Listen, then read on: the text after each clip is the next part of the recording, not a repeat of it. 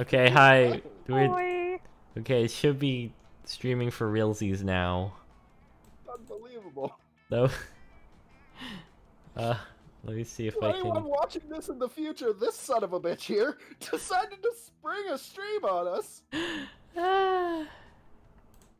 Oh, fucking hell. I need to reset all of the. All of the settings. Yeah. Amazing. God Oh boy. damn it. Well, that's what happens when you... Okay, let me see if I can. That's what happens when you don't say that you have a stream, and then someone says something really personal.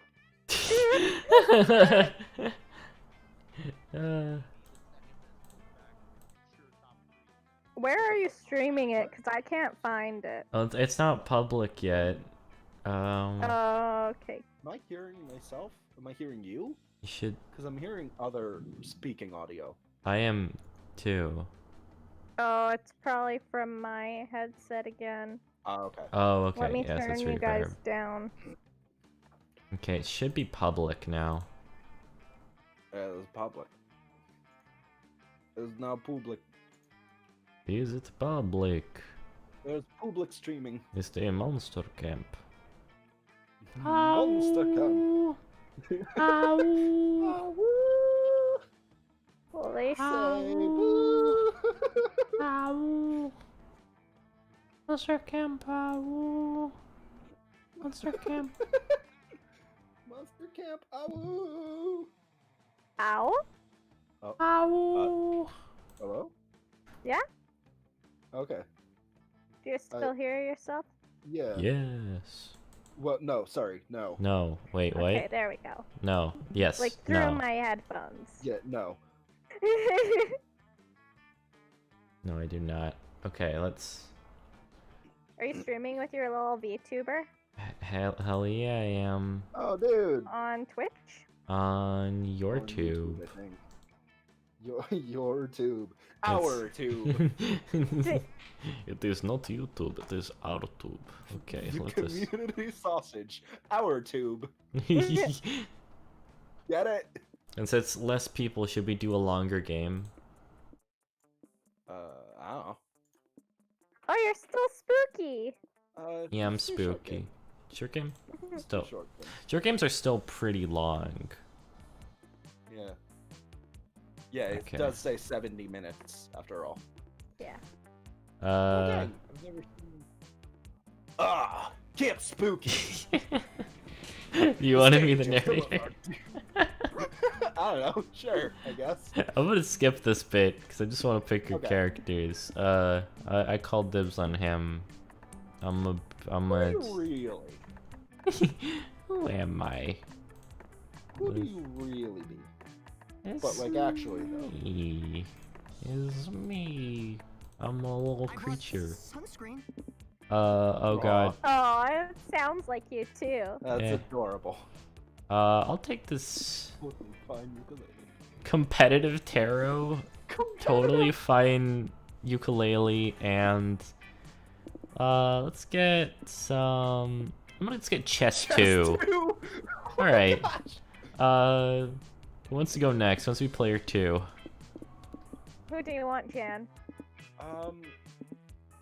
Jeez. Ah, crap. I don't know the personalities of these characters, but I'm just going off this. I'm gonna say the ghost girl. Well, that's a Frankenstein girl. Okay.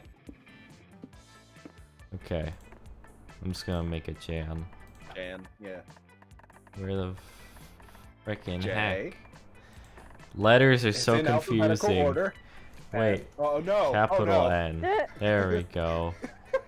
Ja. Does this matter for you? They. Okie doke. Alright.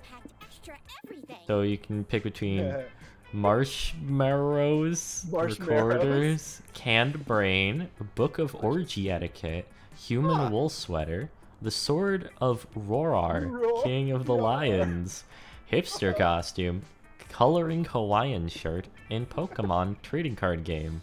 Pokemon. Pokemon. That's legally distinct. I think I'm going to take the Book of Orgy Etiquette, because, you know, you gotta be prepared. Mm-hmm. Canned Brain. Canned brain, alright, really intelligent. Okay. And, you know what? Can't leave home without Pokemon.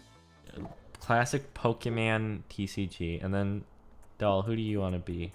I want to be the fire girl. Heck yeah. I'm just doll. I just typed it because it's way easier. And do you have a dang. preference? Okay. Let's do this. Alright, you can pick between north-facing moss, spooky, hard attack, very strong insect repellent, dragon heat, sock puppet, swole floaties, coloring Hawaiian shirt, magic mirror, and human wool sweater. I want the swole floaties, Swole floaties, okay. the north-facing moss, Okay.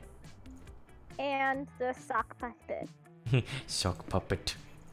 Aren't Yeah. the swole floaties what SpongeBob used? I think so. So I'm gonna skip that, because okie doke. Well, it's the last day of camp. There was a meteor shower happening just 2 weeks away. Everyone knew that if you were into someone, you were gonna watch that damn thing together. Whoa. And so, a silent yet powerful pressure invaded us. It was the monster prom all over again. Everything seemed uncertain. Everything but one thing.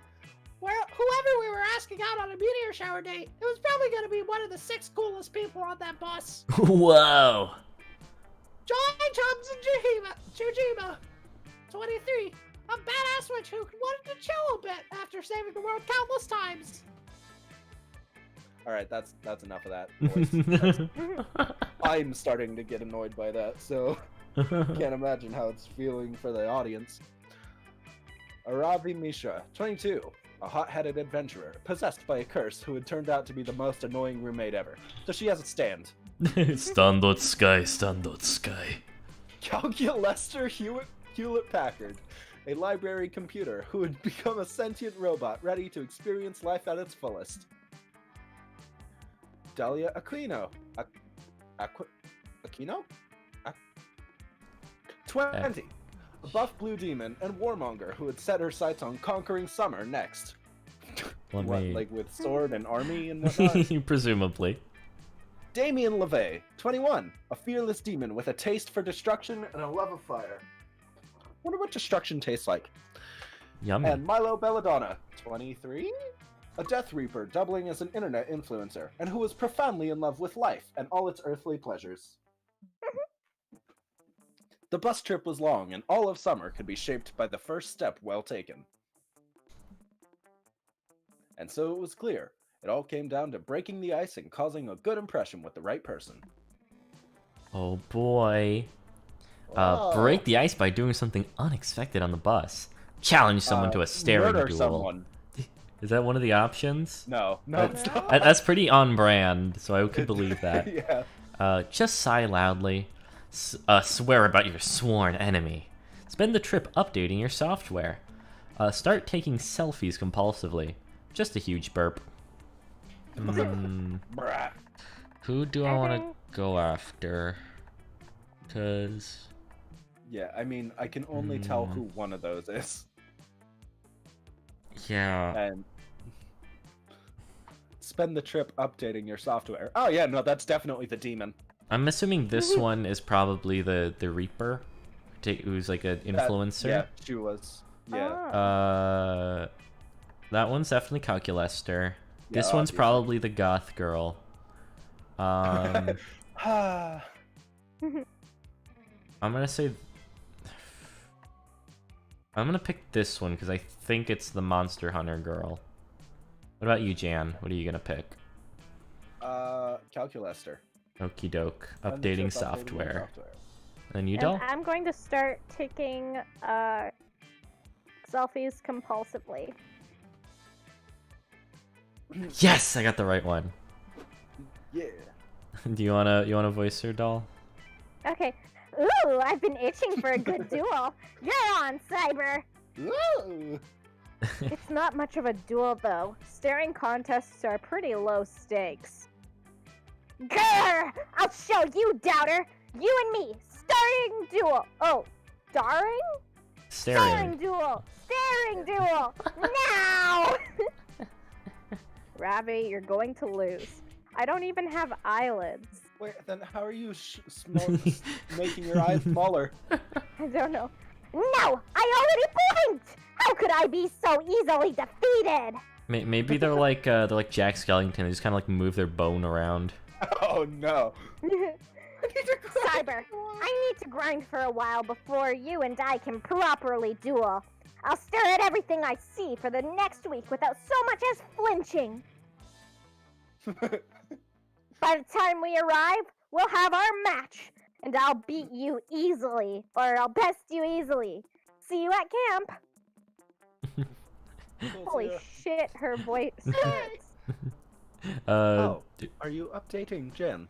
It's good to know you're so proactive. I must admit, I tend to procrastinate my updates. It is a bit frightening to undergo personal improvement. But if you are embracing your software's metamorphosis, then so shall I. Oh god. I always learn so much when I spend time with it. We have to kick the vending machine a little bit. Jam. I hope we will see more of each other at camp.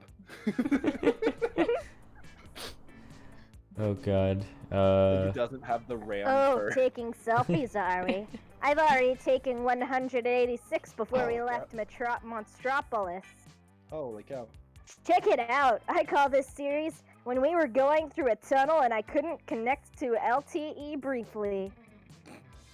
Perhaps my next series could be selfies of us together, since you seem so interested in the art form. Oh yeah, and you can title this one Doll and Milo shortly before totally banging at summer camp. Well, we only had 2 weeks left to woo our crushes and conquer their hearts. But as I already said, we were young and unafraid, and we were ready to start. Well, that rhymed. Like a half rhyme. I guess it did. Technically. Yeah. This song is groovy. Sure It is. is groovy. I was caught off guard at first because I thought you were... I forgot what the line before that was. Okay, I'm gonna look at her stats. We got... Let's see, I'm mostly high in fun and in creativity, and I'm low in everything else. Jan is really high in smarts. And really low in everything else. You're low in boldness, and your highest biggest stat is fun. And then Doll, you are highest in fun, with your lowest being charm. So I'm gonna... I'm trying to think. Okay, so basically. I think I'm gonna need some boldness. So I'm gonna go to the spooky manor. That day in the haunted manor, a little clown man rides a tricycle up to you and asks if you would like to play a game. Cool! You love games. You suggest Monopoly or categories. The clown man tells you to find the exit key in an hour or he's gonna rip all your skin off. You're not super into that idea, so you two decide to compromise by going to an escape room and solving some puzzles together. It's lots of fun. You don't gain fun here, you gain +2 boldness instead. Hey. Later, you're searching for the manor's most elusive ephemeral being of all, a working cell phone signal. But instead, you find Aravi and Damien playing poker with some haunted tarot cards. You need to learn from the pros. Ha! Royal flush! Hand that immortal soul over, baby! Whatever. Whatever. I said it was my immortal soul. I traded a hobgoblin 10 rupees for this thing. So joke's on you. You have no control over my... Let's get some bagels. Oh, he was just gonna drink it. Nice. I was a soul snacking phase before I was in a soul snacking phase before I discovered my one true love, the everything bagel. Oh, this sucks. Hey, Cyber, how many souls you want to give me so I can get drunk and forget how I how tired and bored I am? I just noticed the fucking biblical angel. Yeah, I have was it one of the DLCs is like classical monsters. Nice. It's pretty Oh. cool. These two took a bet from Joy that they couldn't stay awake in the haunted manor for 24 hours. Clearly, she thought Damien and I needed a greater challenge after we competed to see who could survive multiple stab wounds the longest. It's so lame. It's so lame in here. It's impossible to stay awake. The discordant screaming of the damned spirits sound exactly like the lullabies my dad used to sing me as a kid. Oh, beautiful. Yeah, and the bloodthirsty voices in my head repeatedly whispering, "Kill your father," or starting to give me ASMR. I tried chatting up the cursed paintings on the walls, but all they ever talk about is what they did to deserve being imprisoned in an oil-on canvas for eternity. Yawn! Hey Cyber, why don't you help us not keel over? Either entertain me with your antics by letting me burn off your eyebrows. It's always nice to be needed. What can you do to keep these sexy idiots from nodding off? Discuss the most current injustices and problematic situations. You can all stay woke. Binge all boo. 32 Shrek movies in one night. Oh, 32! Oh yeah, the Monster Prom takes place in an alternate universe where there are 32 Shrek films. Ogres probably exist in this universe. I'm gonna So, like, what is that about? I'm gonna say this one. Hey, that's a great idea. It'll be a relief to get the TV off this eardrum shattering static channel anyways. I knew keeping the entire Shrek filmography in Aravi's bag of holding would pay off someday. Yes, as you may well know, there are two main differences between the Monster Prom universe and your universe. Number 1, monsters are real. Number 2, there are 32 Shrek movies. It truly is a blessed realm. You watch Shrek and quote the Onion monologue perfectly. You watch Shrek 2 and sing along to Jennifer Saul's flawless cover of Holding Out for a Hero. You debate how the fuck Donkey got the dragon pregnant in Shrek the Third, and agree that Shrek Forever After was so forgettable I can't even make a good pop culture reference about it. Live free or Shrek hard. Amazing. Alright, time for Live Yeah, Free yeah. or Shrek Hard. I love Shrek's action film period. Shrek's blue period. I'm more a fan of my neighbor Totoro. Totoro. Vishy-eyed Lord Farquaad was the best thing that ever happened to his character. Oh my gosh. Judge me if you want, but my favorite is still Puss in Boobs. The only way to make Shrek better is by making it NC-17. Plus the boobs. You watch them all. Shrek Mall Cop, Shrek Noir, Shrek 27. It's just Shrek 2, but we renamed it 27. Shrek 30 Untitled, the experimental Dadaist Shrek movie in which Fiona contemplates a banana for 180 minutes and then vomits slime. Okay. Your all-nighter binge turns into 3 straight days of Shrek, but who's counting? Shrek is truly both love and life. You win the hell out of that bet, and at one point you even graze hands with your sexy friends while reaching for the popcorn. You gain +2 creativity and +1 fun. Hey. Oh, that's fucking what's her name? Sarah Williams. Where do you wanna go, Jam? I also need to increase boldness, so... Okie doke. Oh wait, no, you can't because I already went there. So. Oh, you mother... So where are you gonna go next? Creativity. Creativity. Yeah, here. So Scout HQ. You spend the day learning new skills with the Monster Scouts in order to earn badges. You earn a badge for healing a wound using only the bark of a tree. You earn a badge for writing poems in iambic pentameter. You earn a badge for building a blackberry using only real blackberries. Nice! Completing all of those unexpected and probably useless lessons earned you +2 creativity. It's a beautiful day at Camp Spooky, and Calculester is taking the opportunity to show off his succulents. Words are lovely and important. You see, friend Jan, I did not want my succulents to feel left out of the camp spirit, so I have been making each of them tiny, camp spooky appropriate outfits. Also, as you can tell, I have upgraded my RAM so that I will no longer be lagging out. Each one will be receiving a tiny scout sash with even tinier scout badges and individual bathing suits they can wear while I spray them with mist. I have dedicated 8 gigabytes of RAM to Minecraft.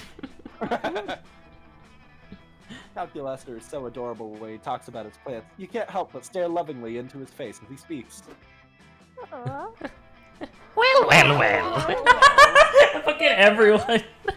Why am I not surprised? Yet another camper staring intently at a screen instead of enjoying the great outdoors.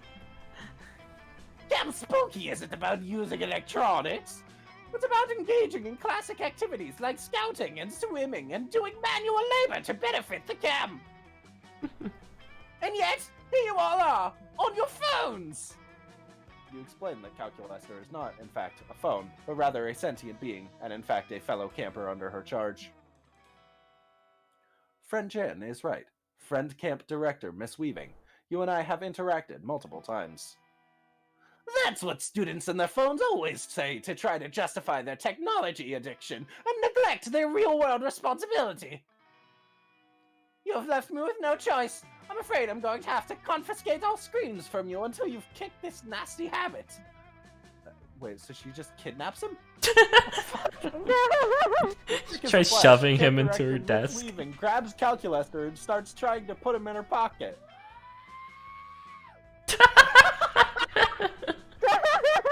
Help. Help. I'm being kidnapped. No, you're not. You're being confiscated. There's a huge difference. It has to do with whether I consider you a person or not. Rescue me, friend Jan. Rescue me from friend Camp Director Miss Weaving, who is not being a good friend at all right now. You can't let Calculester be kidnapped, computer napped, confiscated, whatever. It can't be taken away. You need to find a way to convince Camp Director Miss Weaving that your relationship with Calculester is far from an unhealthy addiction. Given your history of spending all your time and energy trying to impress one classmate with no regard for school or extracurriculars, this may not be true, but you still need to convince her. Okay, so yeah, you're gonna have to pick the thing that you have the highest stat in. Yeah. Show her a really unhealthy addiction by digging up your old Garfield conspiranoia blog. Show her you're addicted to sex with Machine's anonymous computer chip, which proves your relationship with robots has been healthy for 10 months. Jeez. Which one of these is smarts? I feel like the top one is probably like either I'm creativity feeling or smarts. Yeah, that's what I'm thinking too. And I think in this one's probably boldness. Yeah, boldness or charm. So yeah, I'm top one. Yeah! Yeah! You pull out your cell phone and access your old Tumblr. You have 10, but you specifically access the Garfield one. What? What's this? Are you willingly forfeiting other technology because you've seen the error of your ways? No, you explain. You had already seen the error of your ways years ago, and this is proof that your relationship with Calculester is healthy compared to what you used to be into. This appears to be a link to a 40-page document explaining your belief that Garfield was murdered 10 years ago and replaced with a lookalike cat. One part hazards that this new cat is actually allergic to lasagna, and that all recent depictions of lasagna are cleverly disguised meatloaf, indistinguishable from lasagna. This is a vast, spiraling, multicolored chart claiming to offer inextricable proof that Garfield and Naruto take place in the same universe. Does make sense. This one is simply entitled Hidden Symbology in Garfield. Is the innocent comic strip the way the powerful cult known as the Grand Orange Line secretly communicates with its adepts worldwide to fulfill their agenda of erasing Monday from all calendars? Very well, Camper Dad. I think you've proven your point. These are clearly the ramblings of an incredibly disturbed mind. does this mean that I am uncompensated again, friend camp director Miss Weaving? Indeed! Compared to even one sentence of these ravings, Jen's relationship with your screams seems downright wholesome. Actually, come to think of it, compared to most of the things that happen around here, anything involving Mr. Hewlett-Packard seems downright wholesome. Fair enough. But do see to it that you keep your scream time limited on other devices at the very least, and make sure the two of you spend plenty of time with nature. Is this a nature? It's... Oh, we will, Camp Director Miss Weaving. We were actually engaged in caring for plants when you first interrupted and pulled focus from us spending time with nature. As you were, then! What an exciting and scary adventure we just had. Ooh. Did you just say ooh-woo? Ooh, woo. Jacksepticeye Oh. saying Uwu was the best thing ever. I believe I will make something new for my dear plants so that we can all celebrate. Success achieved. Perhaps I will craft to them tiny cell phones, then take those tiny cell phones away and give my plants some plants so they can learn to value nature over technology.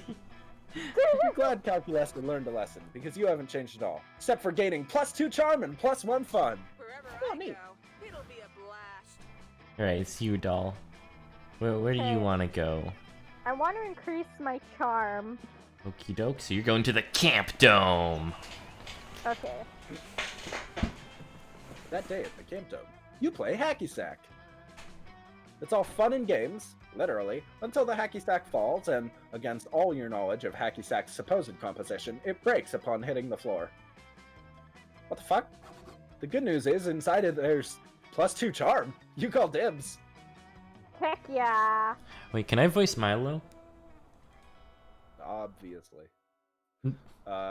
You're in the middle of a rousing game of dismemberment tag. It's like hot dog tag, but with more amputations?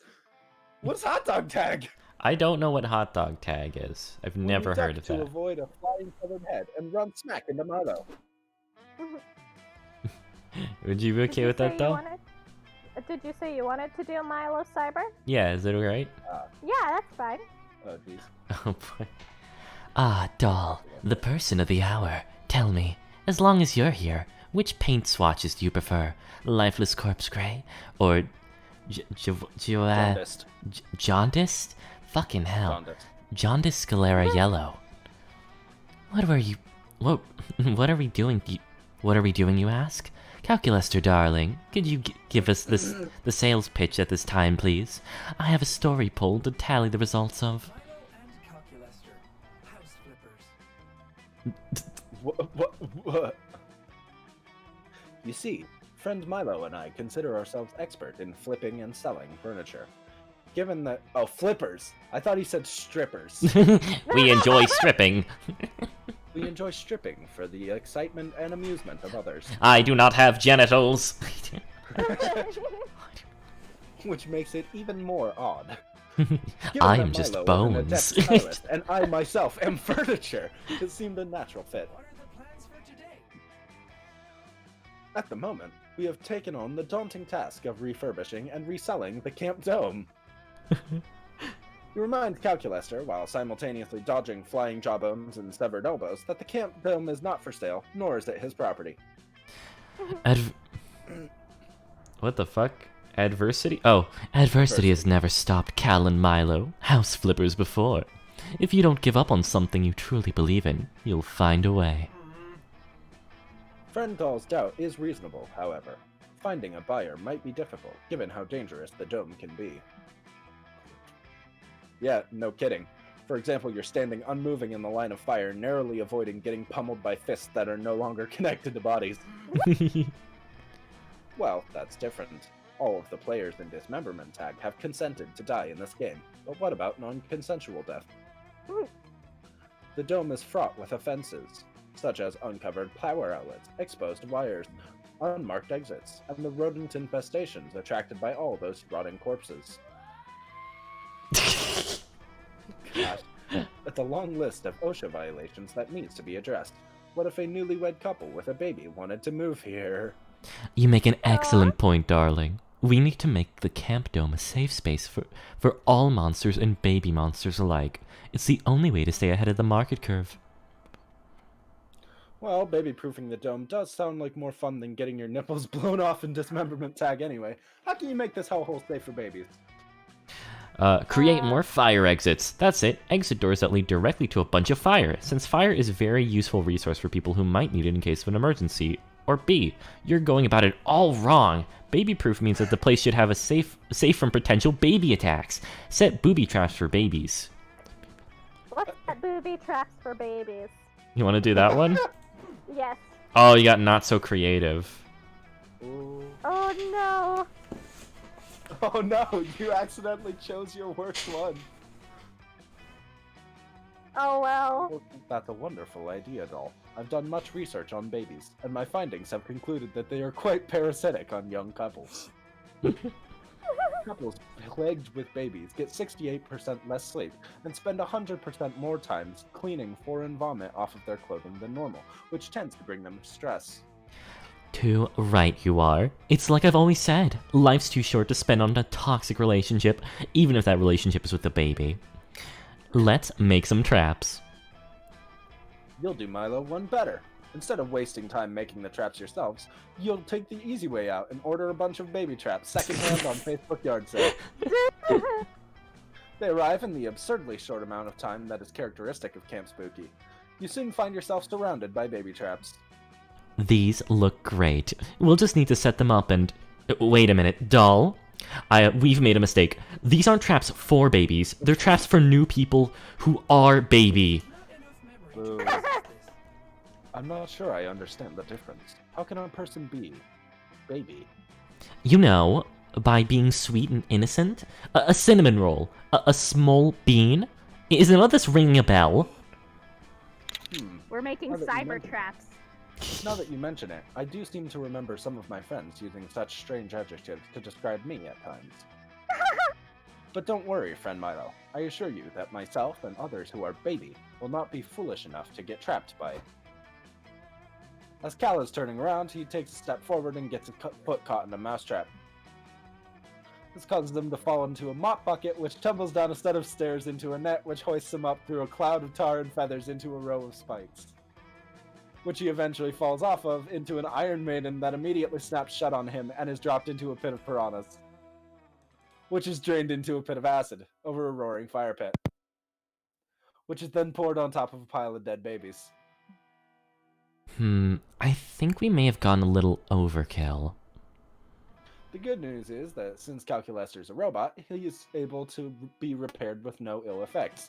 The bad news is that all those dead babies are attracting even more vermin. Also, Milo's pretty pissed at you for hurting a small baby too good for this world, too pure.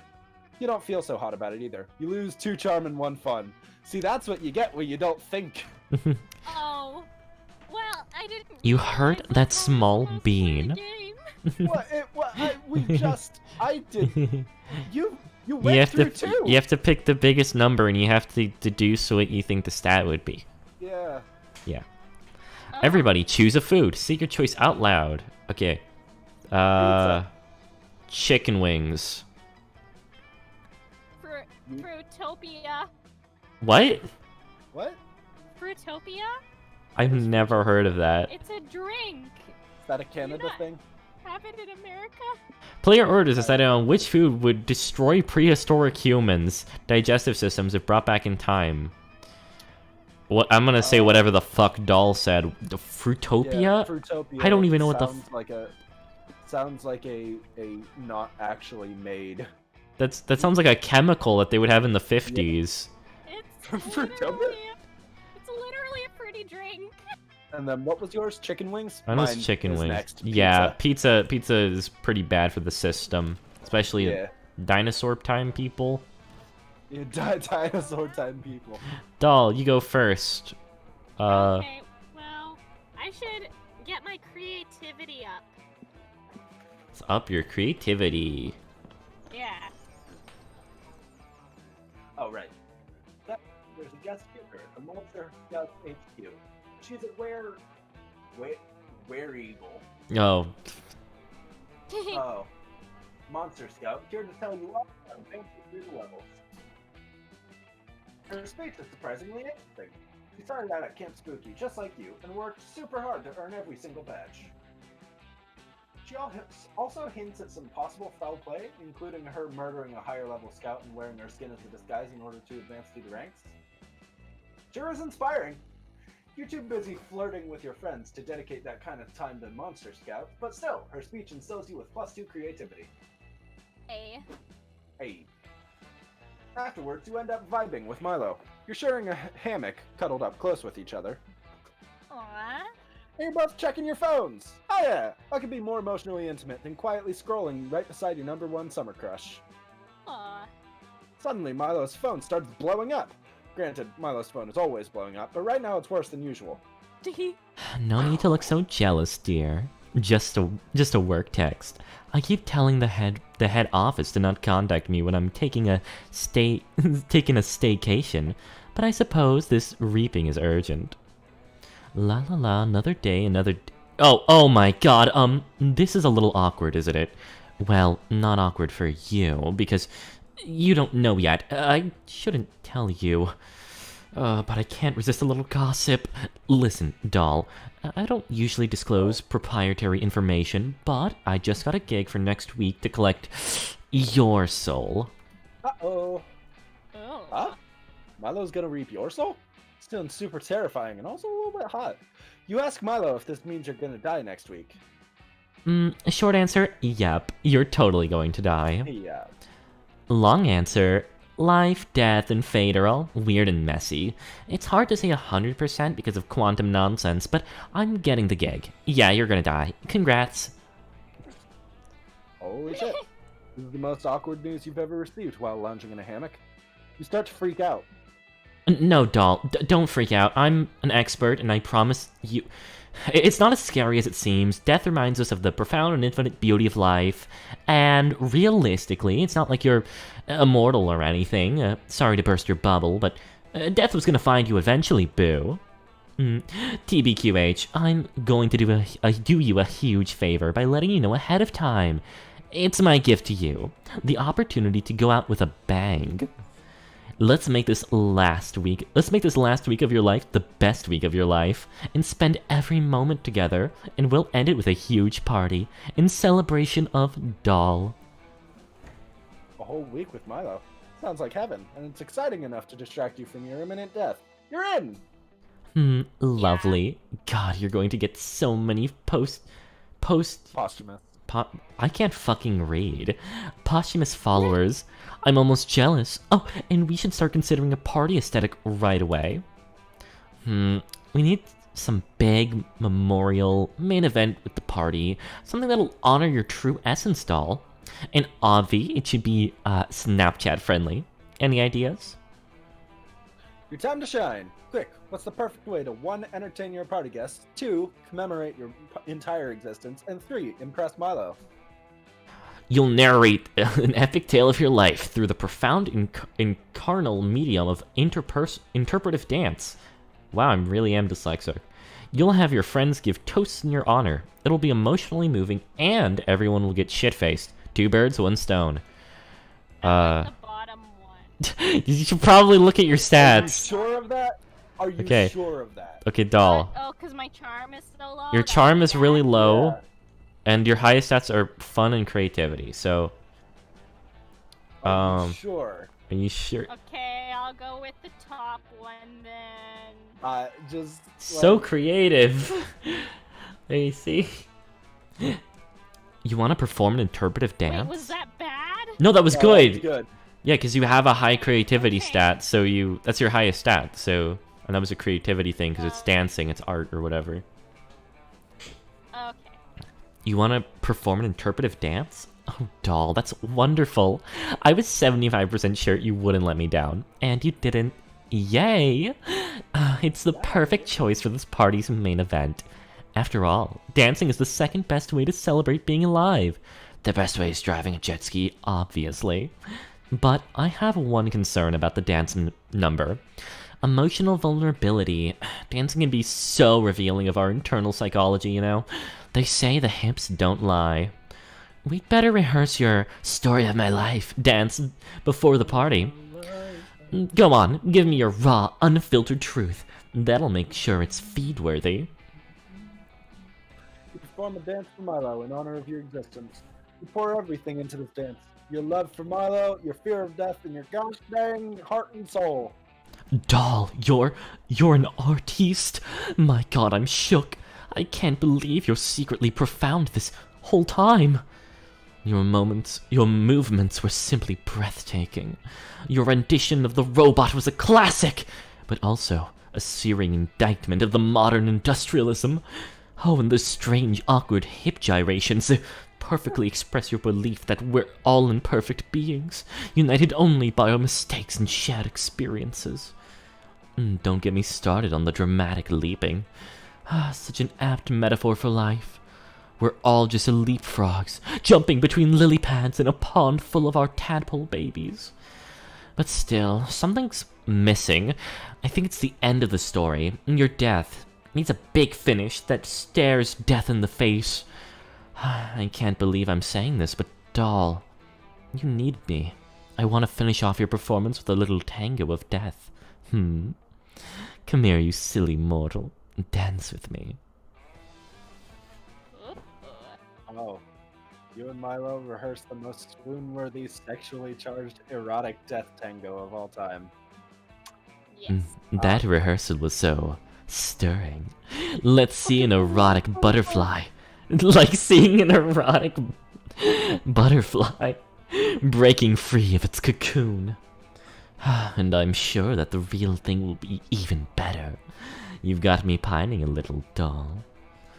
In the meantime, we should move into our next activity in your final week of life. An afternoon of wine tasting at the region's most expensive vineyard. Shall we? It's quickly turning into the best week of your life, and it's all thanks to Milo's undeniable charm. Her charm is so undeniable, you gain 3 charm yourself. Oh, dang. Now you're, like, super Yes. well-rounded. Yeah, look at that. Oh my god. Boldness. Almost all of Give your me stats are boldness. really high. Okay, boldness. I need boldness. That day in the haunted manor, you find a bunch of ghosts playing craps. You're terrible at gambling, but that's never stopped you before. You face off against the craps champion, slam all of your chips down on the table, and cry out, "I bet my immortal soul!" Everyone gasps, and then someone says, "Dude, chill. We're just like playing to have fun. No one's even betting real money." Oh! You're not used to such low stakes betting around camp. Honestly, it's a relief. You bet +2 boldness against the champion instead, and you win! You managed to find some... Who? You managed to find some downtime in the manor to spend with your 3 closest friends at camp. Calculester, Joy, and John Doe, the lovable dear human hybrid that has been such an integral part of your high school adventures that I hardly need to tell you how important he is. The 4 of you have gathered in the Haunted Manor's kitchen to bake some nice chocolate chip cookies. It's normal and pretty nice. Oh man, John Doe is my favorite character. Jonathan Doe. Must we bake these cookies in the Haunted Manor? It is dangerous here, and also the last batch of cookies we baked came alive and would not stop screaming until you ate them. Can I voice this character? Sure. I too was traumatized by eating those sentient cookies, but this is the only place in camp with an oven. And by the goddess, I'm going to do a normal activity tonight if it kills me. Well, I hope it doesn't kill me, smiles John Doe, who you've known since childhood. I'd hate to get murdered before I can get back to my tent and French my girlfriend. Oh, I see where this is going. Don't Okay. worry, Johnny. Nobody's getting killed tonight. Or my name isn't. Hold on. Was that window open a second ago? I do not know, friend Joy. I was just taking a call from the creepy man who lives at the local gas station. He said to warn everyone never to go into the haunted manor if ye value your sinful lives. Uh-oh, says John Doe in that charmingly world-weary way of his. Sounds like trouble. We better split up and investigate. If anyone else had suggested it, I'd say that was a ridiculous and dangerous idea. But we've been through thick and thin together, John. I trust you with my life. If I had a life, friend John, I would also trust you with it. You have been a cherished part of my brief existence, and I cannot imagine what I would do without you. 3 minutes later. John, you have been stabbed. Please stop bleeding immediately. He can't hear you, Calculester. All that bleeding made him dead. Looks like it's up to us to find the bastard who did it. No, Joy. That's not what Johnny would have wanted. He was always saying, if I ever get murdered, please call the police instead of trying to solve things yourself. That was sad. He did always say that. It was one of the things I liked best about him. Damn it. I guess we'd better call the cops. More than 3 minutes later. Oh I no. don't know. Says one of the cops you called. Moira isn't really, in the Incendiary. it's just, yeah, the word. Are you sure this guy didn't have just a blood accident? This cannot be for real. A knife in his body. Are you blind? Whoa, whoa, whoa. Says the other officer. Who's the cop here? Wait, oh, that's it. Yeah, That's no, it. the other Oh, officer with the hey. exact same voice. Hey, who's the other cop here? You or us? Because if it's you, I'm gonna be real confused about why you called us. Damn. Even more than they can. Oh, right. Oh, man. You heard that all cops were bastards, but these guys are too dumb to even suck. How can you show them conclusively that a murder happened here? Point to the message. John wrote in his own blood before dying. I was definitely murdered by that dude right behind you. Purchase John's autobiography published 5 minutes ago and check the final chapter.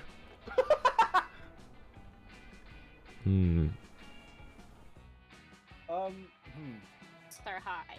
Yeah, your smarts is the I can't highest. Really, none of these are. It's just autobiography. Okay, let's go with that one. Oh, that one was actually the right one. Yeah. Jen is right. The autobiography of our beloved John Doe was just published on Amazon. I shall download the ebook immediately. Calculester downloads Johnny's autobiography and reprints the last chapter out of his house so you can all read together. How kind of him. My goodness, this is so tender. According to this autobiography, Johnny spent his final moments thinking of us, his most cherished friends. Look, he even mentions me by name. I'll never forget my friend Joy, or the wildlife refuge we founded for wood nymphs affected by deforestation.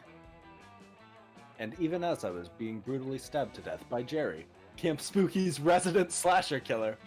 Oh! Hey, that's me. Hey, it's Jerry. Hi. I can't help but smile as I recall the long walks I used to take with Calculester, where we discovered the nature of love and what a yenis is. Yenis. What the fuck? There was an especially long segment devoted to you, friend Jen.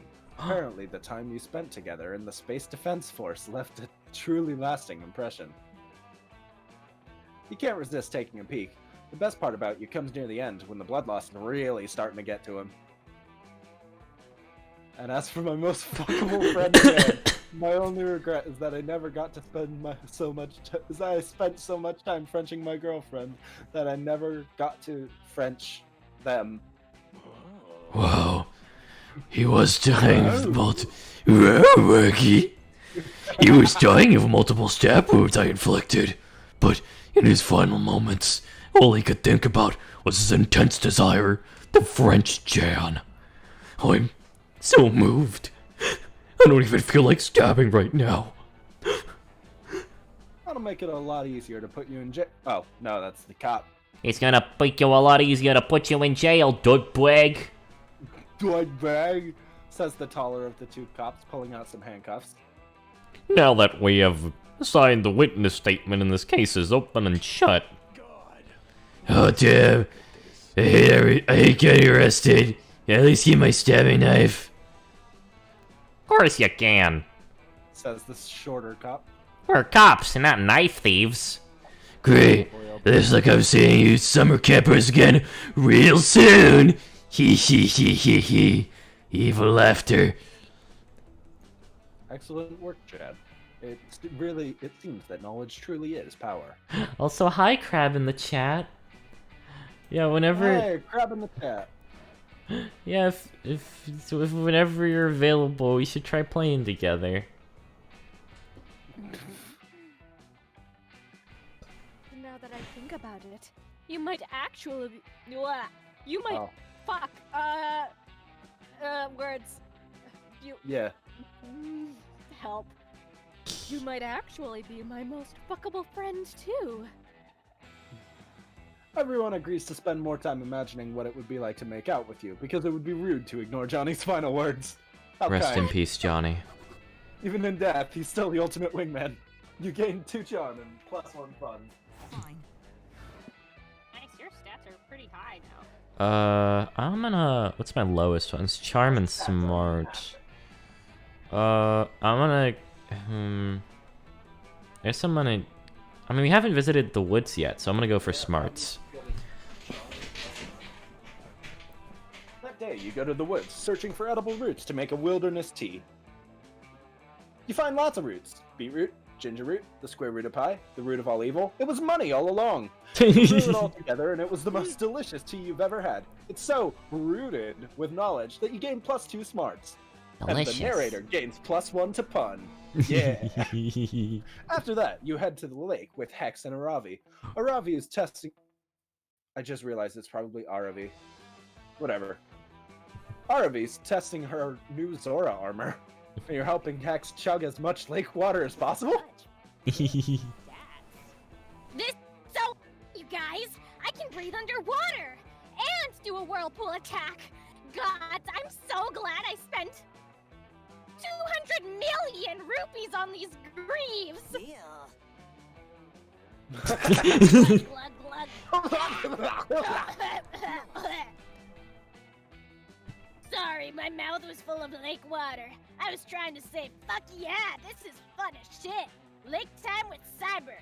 Fucking classic vibes. Suddenly, y'all hear a weird voice calling out to you from across the lake. Hail, adventurers! Heed my message! You look over and see a messenger emerging from the trees. He's holding a leather scroll and he looks super stressed out.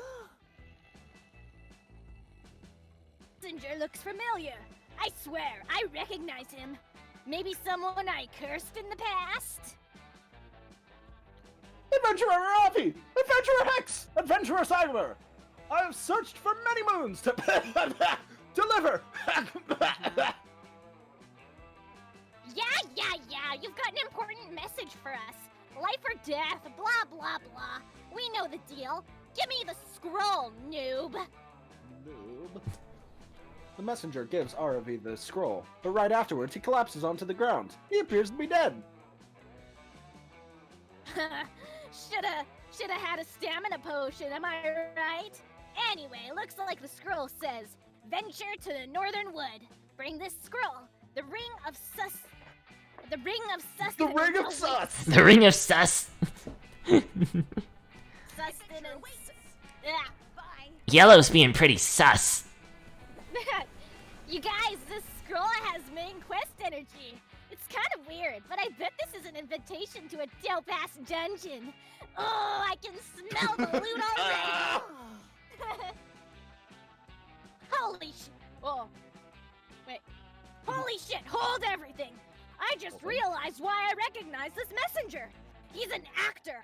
I saw him on TV, in a commercial, for that new bagel place that's opening up around here. Eagles.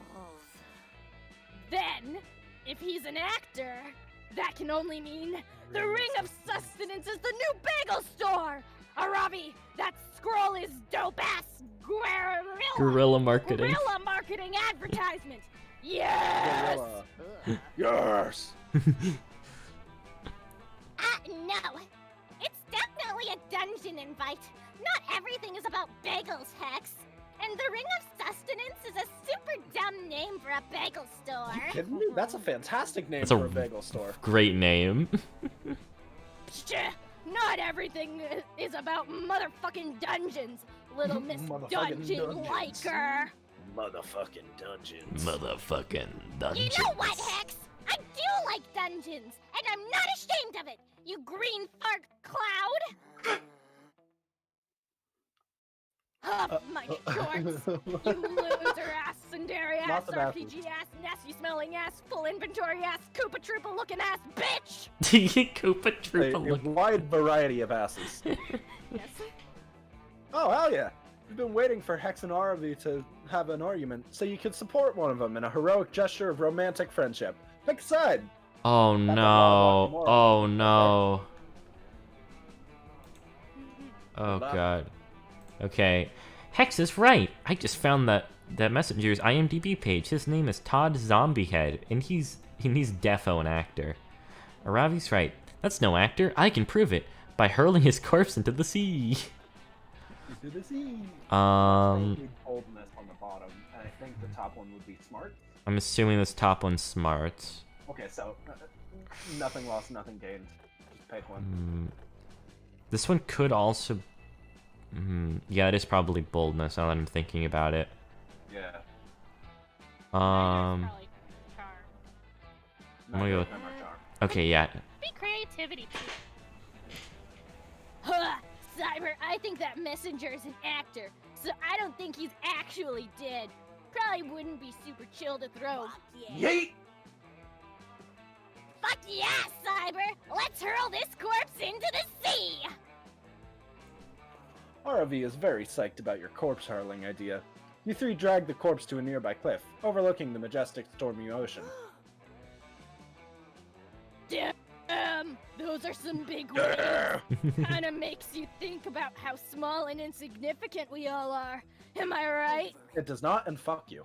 Psych! The ocean can eat my ass! Your gas ass? Shut up, Hex! Okay, Cyber, time to hurl!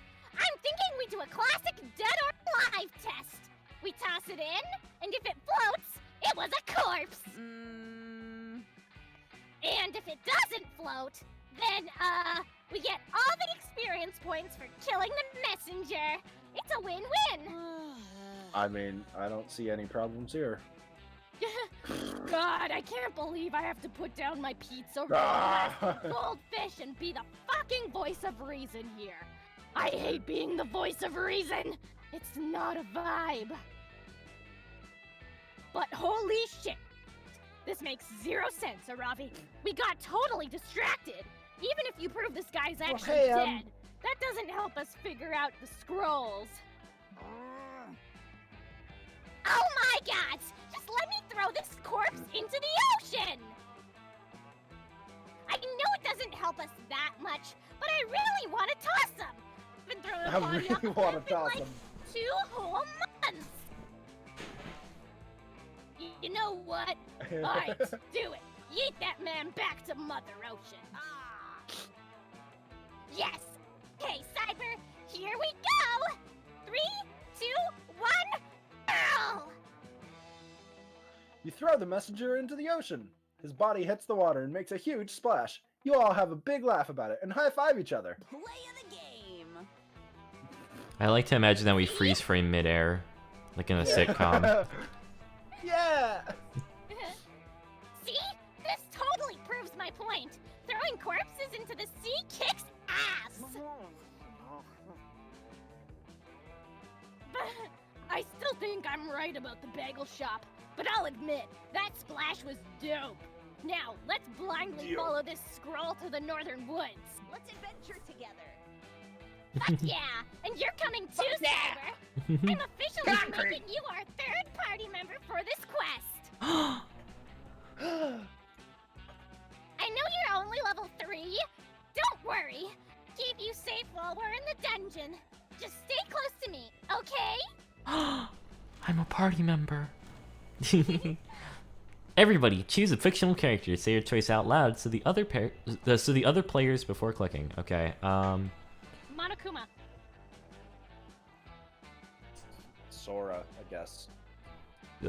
I've been in a very Beetlejuicy mood, so Beetlejuice. Okay. You're the manager of a burger joint. Player orders decided on which fictional character would make the Sora! best assistant manager. Yeah. Sora. Yeah! Sora's just good boy. He would do his very best. And in Kingdom Hearts 3, he does cook, so. That's true. Yeah. Between Monokuma and Beetlejuice, I feel like Beetlejuice. Beetlejuice? They're both assholes for different reasons. Beetlejuice would crap in the food. Yeah, Like- he would. He would like vomit up and be like, ugh. But also, I feel like I kind of get the vibe that Monokuma would put like razor blades into the burgers, just to fuck with people. What an execution! You want to set it to random? Let's just go random, yeah. Oh, wait, oh, it no. randomizes all of them. Oh, I'm sorry. Oh no! Oh, I'm sorry. I'm gonna grab some water. No, I'm so sorry, Jan. Yeah, okay. Campfire. Oh, I'm going first. Okay, never mind. Okay, you get to pick where you want to sit. So basically, you can sit with any character. You can also sit with the Moss Man in order to spread rumors, it can be positive or negative, or you can sit all alone and hope maybe another player will want to sit with you. He's some like anti-hero. Okay. I'm gonna sit beside angry guy. Really? Red guy. Red guy? Yeah.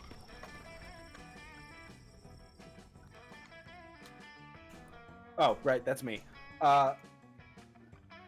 You're all geared up to invent a new kind of s'more. You're thinking jalapenos, maybe? When suddenly... Give it to me! It's my turn. I don't know. Damien, Give it to me. Hecate's third It's eye my necklace turn. is a powerful and dangerous magical artifact. You don't take turns with it. In fact, you don't touch it at all. But you had it all day! But you had it! Oh, Day! Yes, because I got it when I Dumpling. defeated Larry the Lich's father after he mysteriously turned evil following his son's third untimely death at Spooky High. Now I'm keeping it safe. I'm not understanding what you're not understanding. I think the part that you're not understanding is that I want it! this is a weird mix of, like, dumpling and, like, angel dust. I remember I was watching fucking was it the Jesse Cox recording that he did with Octopimp, and that's how he voiced Damien, and I thought it was really funny. It's like he just kind of fucking it's a Brooklyn accent, it's really rambly, and he kind of just talks all over the place. And also with the slight lisp, too. Oh boy, you're never going to pioneer that... I thought that said jalapenos. Jalapenos. You know what? Sure. You're never going to pioneer the jalapenos more at this rate. Better take a side and score some jalapeno brownie points. If you let Damien hold it, he'll probably set it on fire and destroy it. But if it's such a dangerous artifact, this could save you a lot of trouble. Damien, leave Joy alone. I have an even cooler magical artifact. It's called Magic the Gathering. So these are actually... So these aren't based off of your stats. These are just what affinity... Like, you get little love points for whoever you pick. Who do you want to side with? I want to side with Joy. So So the bottom one. Yeah. what's this now? You gathering magic? Do what with it? You blow it up? You start to explain, but you realize practice is the best teacher, so you pull your MTG deck out of your pocket.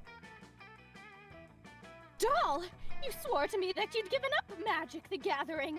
After all the trouble it's gotten you into, you still returned to that nasty habit? You sigh and admit that the lure of those sweet, sweet cards was too much to bear, and you gave in to your former addiction. Did you stop going to your meetings? You explained that you kept going, but it turns out they were just Magic the Gathering tournaments, which didn't help at all. I wasn't listening to any of that shit, but this is long and boring enough that I did a deep dive into Magic the Gathering, and I am all in, baby. Assembled the baddest deck ever. How the And so the cycle begins again.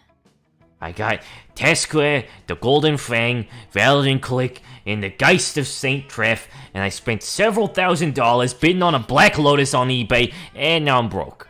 I need to buy every copy of the card Riptide Mangler, because now the name is so rad, so please, can I have some money? Absolutely not. Sick! I've been waiting for an excuse to rob a bank. See ya, suckers! Damien leaves, you realize he's stolen your entire MTG tech, making it much easier for you to quit the habit. You begin finding new hobbies for you, like meditation, cross-stitch, and subtly flirting while maintaining an aura of mystery and anticipation. It is very healing and very bonding. We're kind of romantic, right? Where to sit? Oh, where should I sit? Well, you didn't cockblock me, so I'm gonna go for my... Yeah. You wander over to the campfire, hoping to peer pressure someone into making you a s'more, when you find Milo, Aravi, and Hex. They're all gathered around with notebooks. What up? What up? What up? Hey, Cyber! Check it out! We're doing poetry! It's like normal sentences, but deep. Exactly, Hex. As a Reaper with the finest taste in living arts, of course, I'm a poetry stan.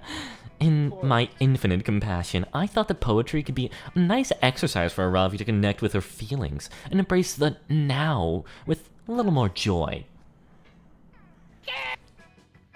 It's been funnier cutting out. You were so loud that it was cutting out. As opposed to her usual blind rage.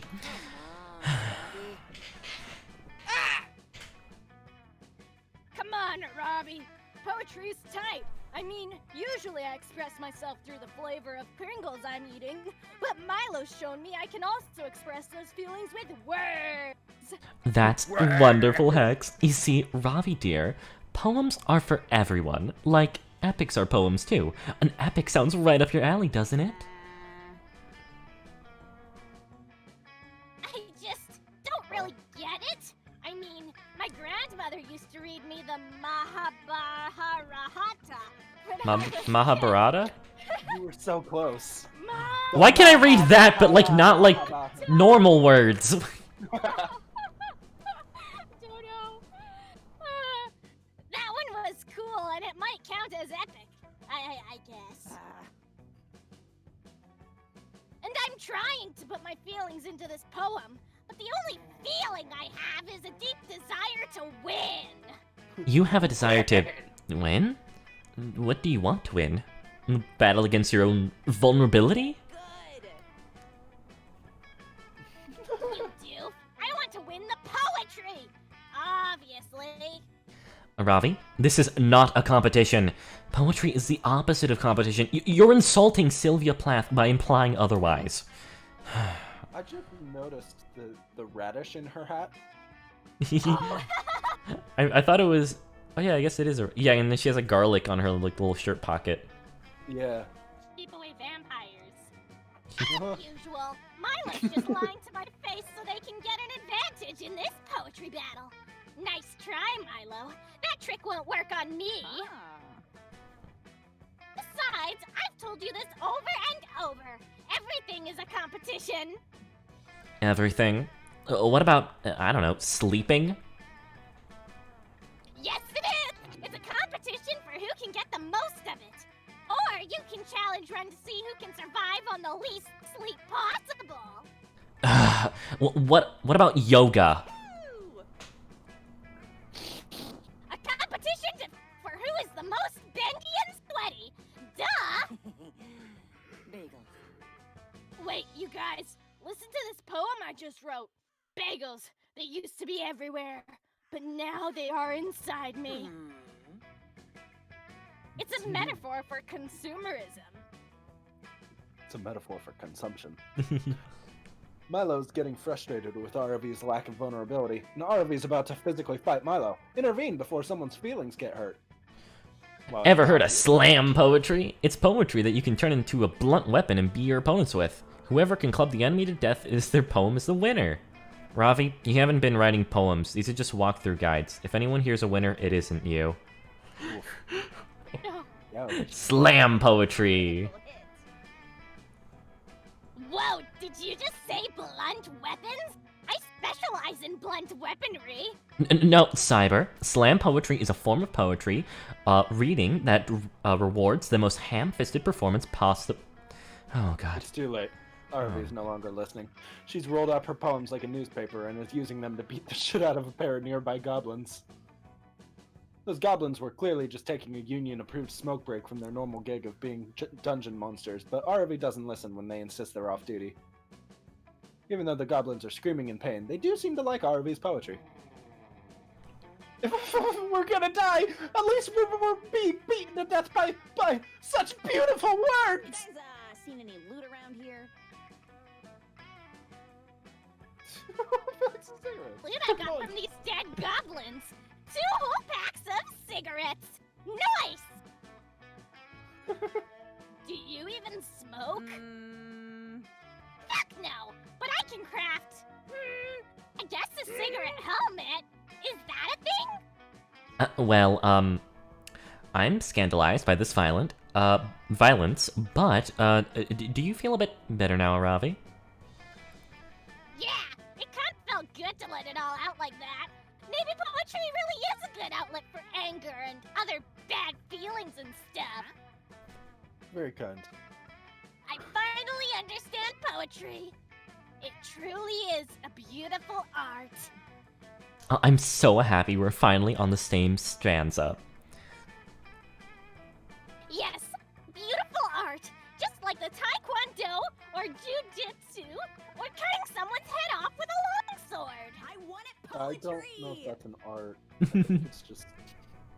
You know what, Milo? I think I'll definitely be writing more poetry in the future. Especially if I run into any more low-level creatures. Aw, that's adorable. I'm so happy I could help. Also, I was right from the beginning. I knew it. Cyber, you know what teaching Aravi to beat people with poems is... Well, you know that teaching Aravi to beat people with poems just to gain her affection is super irresponsible, right? Sick. Right. And being irresponsible is what I'm all about. Fist bump! You have a corporeal fist to bump?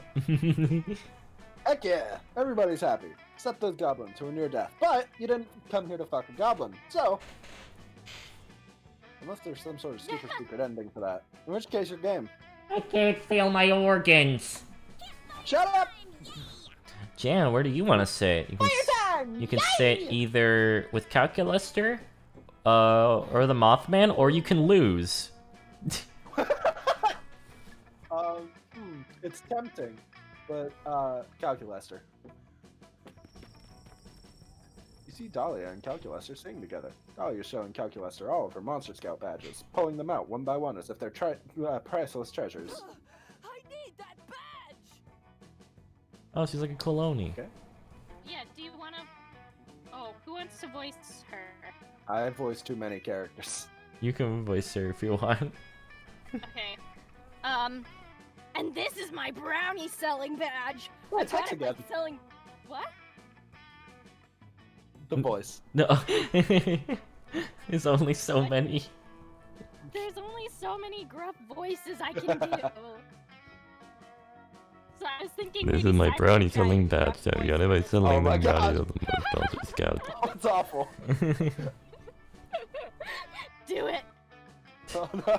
Oh god. I mean, do you want like an actual attempt? Nope. I don't know. That's lovely, Dahlia. What was your entrepreneurial success strategy for selling the brownies? Actually, probably help me with the one that you and the ingredients in the batter. Whichever was the people bought it by upload. Oh, I see. I sound more like a fucking robot than you do. Hello. I know. How you doing? Hello there. I got tons more. This is my brush your teeth with 3 times badge. Here's the shower every day badge. And my K-Beauty skincare queen badge. Is this a camping? Are all the Monster Scout badges predicated on completing basic organic hygiene? Not always. Here's my repose an entire skeleton badge. I got it by turning a human skull into a cereal bowl. Its spine is a walking stick, and I use its ribs to make a cool xylophone. I love necro arts and crafts.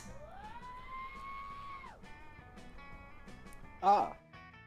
And was the human already dead when this happened? Well, duh. He was already I got a skeleton completing the rob a grave before the funeral is over badge. Oh jeez.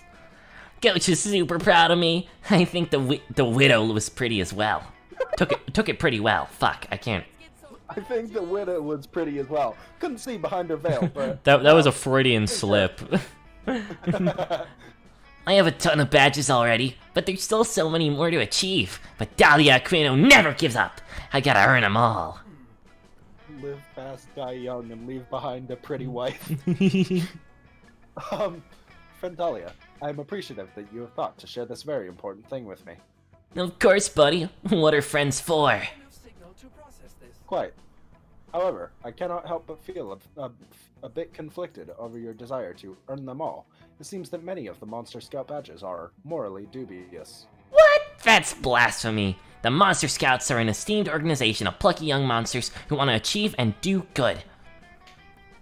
So you say, but I fail to see how badges like the turn a kindergarten class into a police state badge help you achieve and do good.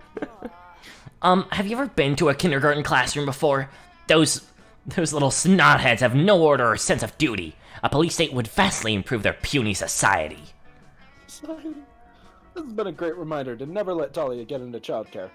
But, in the meantime, which of your friends are you going to back in this Monster Scout debate?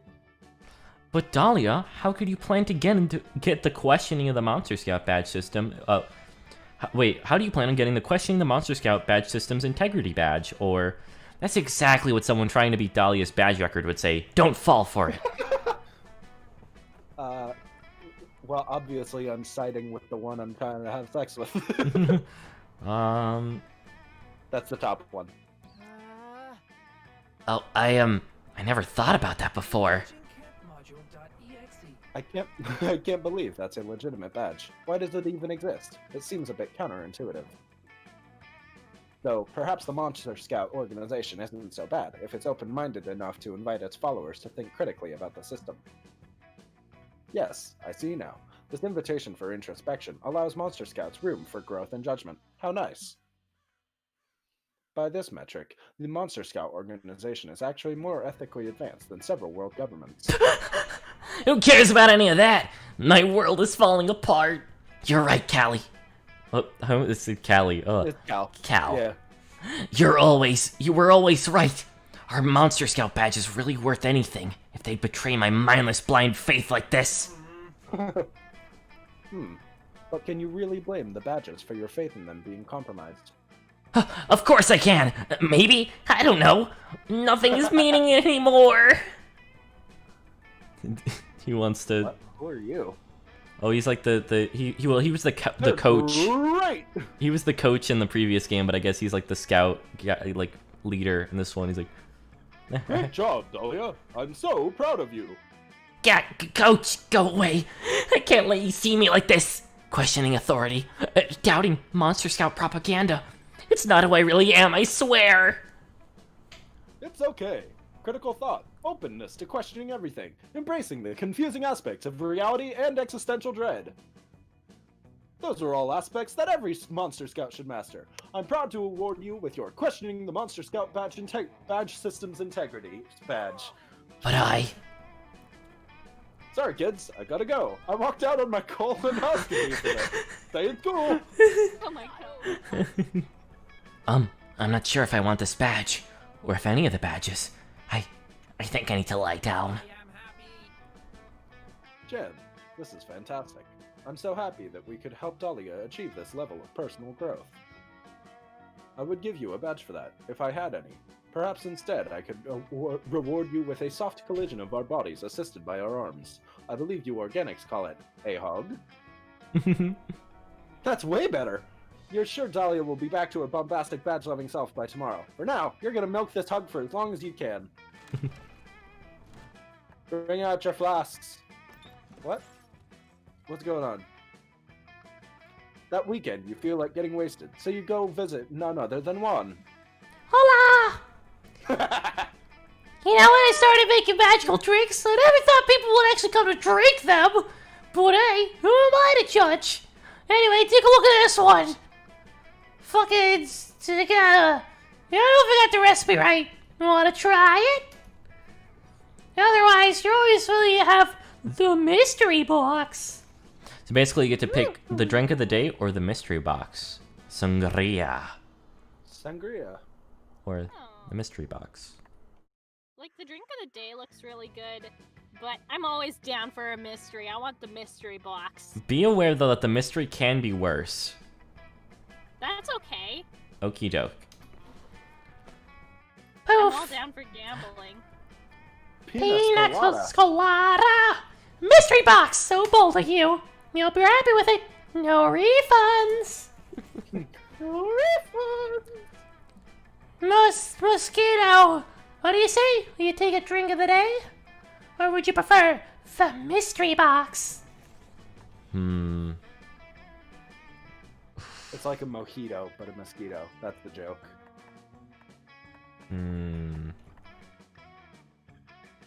I really don't want to get toilet wine, so I'm just gonna stick with the mosquito. That's one of the things you can get. Yeah, no, totally. I was testing your common sense. And you passed. Your prize is the drink of your choice. Well, the drink you chose. The full moon. Ooh. Quite appealing, right? Yeah, I don't know if I drink that one, but the real question is, will you? You also have the mystery box, because at this point, who knows what you'd drink? You fucking idiot. What do you want? You know what? I'm gonna take full moon. Looks pretty delicious, huh? Yeah, no, totally. I was testing your common sense, and you passed. Your prize is the drink of your choice. You chose. Yeah, that's The what I drink you said. chose. It's the same thing it said last time. like, yeah, I can fucking read. My Yeah, little cat sure. eyes. The pina colada is a concoction that'll shake the inside of your own skull. Oh. Choose 2 stats and see how the kick of this beauty will take those stats swap. Swap. Okay, so basically, doll, you get to pick 2 of your stats, and they'll change. You'll swap between the 2. So you're. Mine are all basically the same. Yeah. At least you're not getting anything worse. Mhm. I mean, I think I'll just. I'm trying to think about who you're pursuing, because you're pursuing Milo, right? Yeah, and he's all guess charm, so. so I don't think. Probably don't want to change that one. I think Yeah. I want to swap my creativity and my boldness. Okie doke. Now we're talking. Is that what this tiny cat sounds like?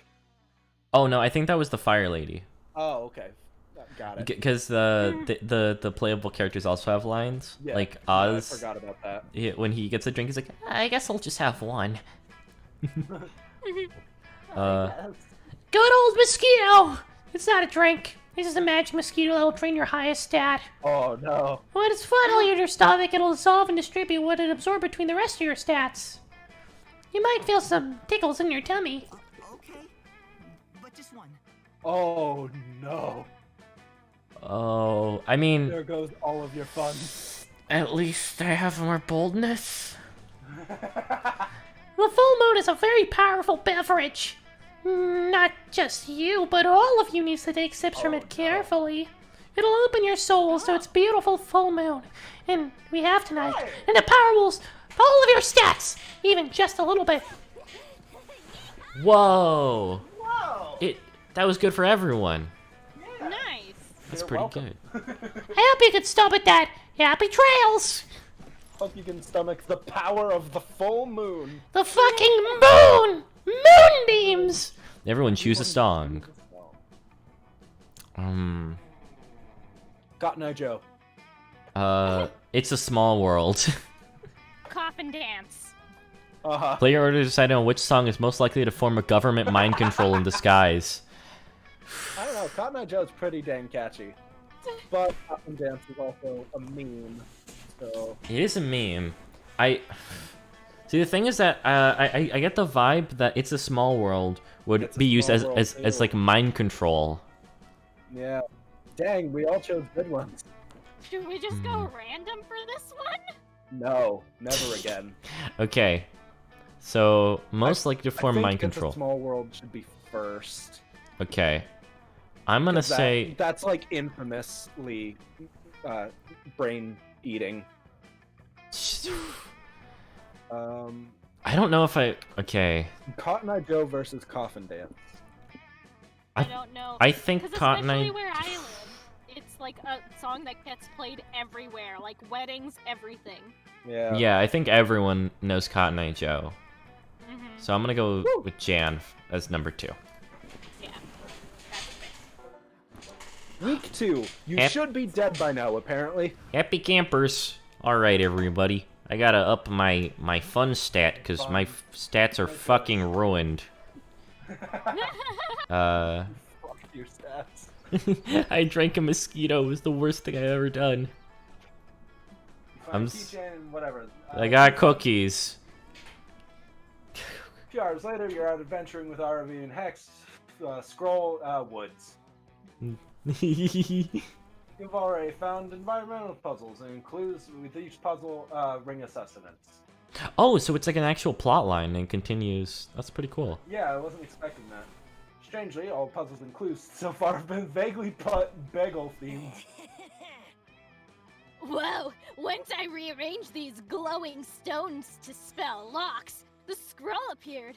Damn, this is some dope-ass gorilla bagel shop Guerrilla! Some Whatever the fuck. This promo Guerrilla slaps! marketing.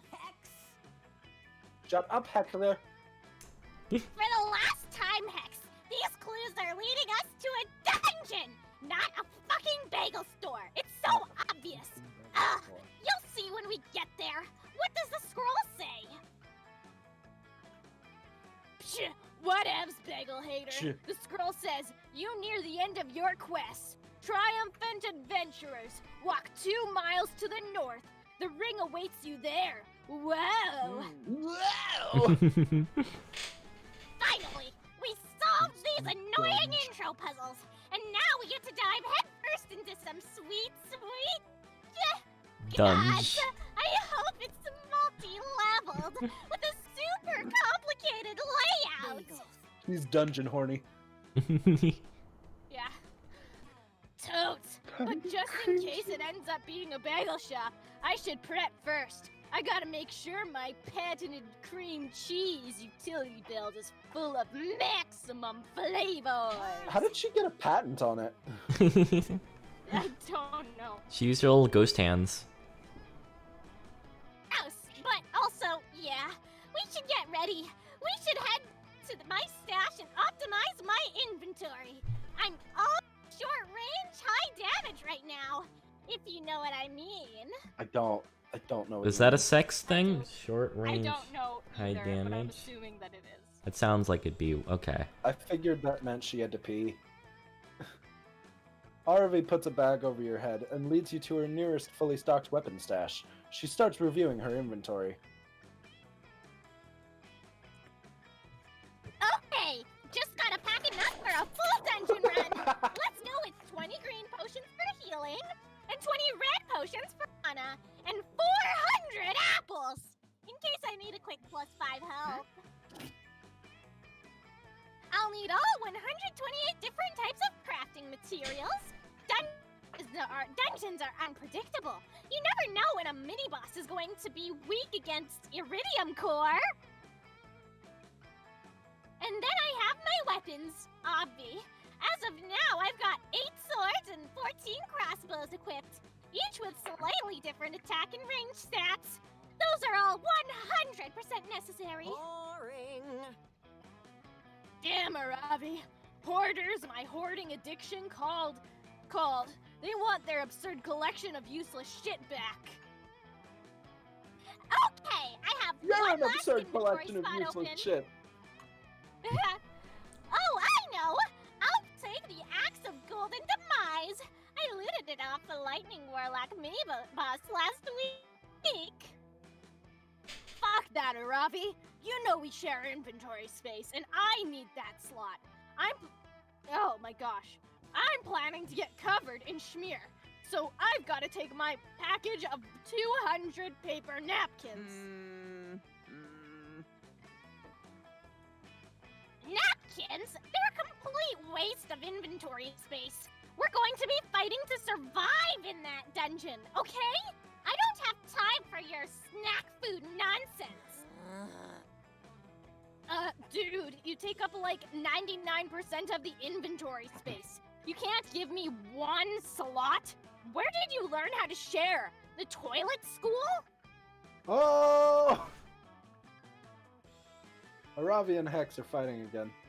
But luckily for them, you're an expert at conflict resolution. What's the best use for Aravi's last precious inventory slot? Hex, the axe of golden demise isn't for slaughtering enemies, it's for slaughtering bagels by chopping them perfectly in half. Aravi, napkins are just tiny shields. They might not give a huge defense boost, but you've got 200 of them here. Mamma mia, that's a lot of shield. Mamma mia. That's a lot of shield. This... I don't even know anymore. Oh,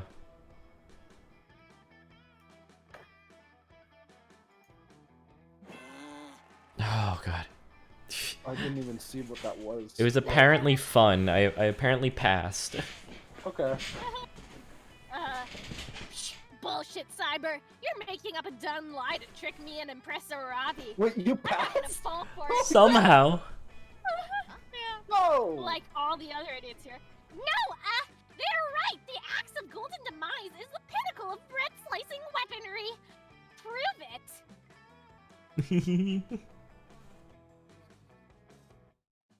Aravi equips the Axe of Golden Demise as her default weapon. She now has immunity against lightning-based attacks. Alright, I'm ready!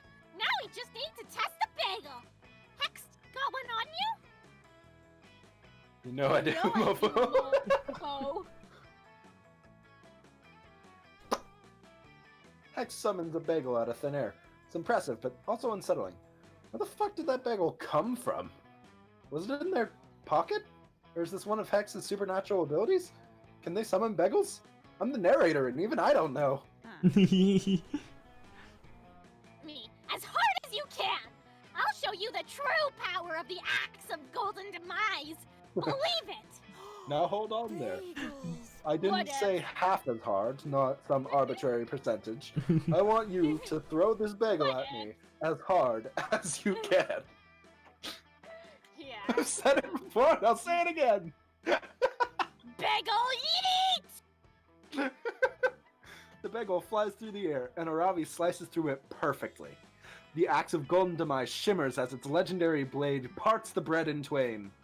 Aravi's technique was so flawless that she somehow toasted the bagel? One slice lands in Hex's hand, and the other lands in your hand. Mmm, toasty. That does sound really good, actually. Toasted bagel?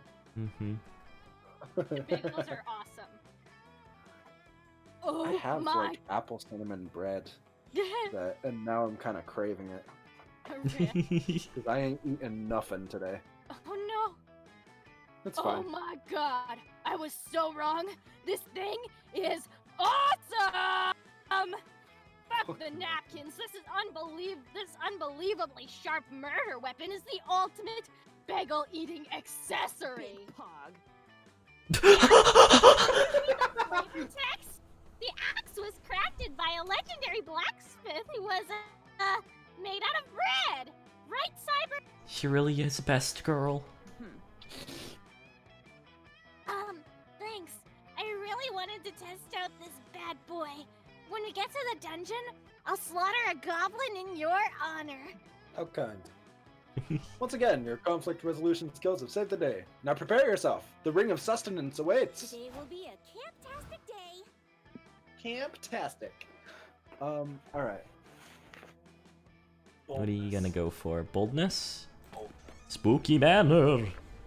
I'm just gonna skip the flavor text. Luckily, phone, snacks, solitaire, exit. Turns out the best defense, 2 boldness. You get a stat boost. Back to your tent. You spot Calculaster fiddling with his ant farm. He's so tender with those small leggy boys. Leggy boys. Oh, hello, friend Jan. I was just deriving useful insights about organic life from my ant terrarium. Initially, I was worried that tiny 6-legged creatures might not be a fitting analog for more complex life forms.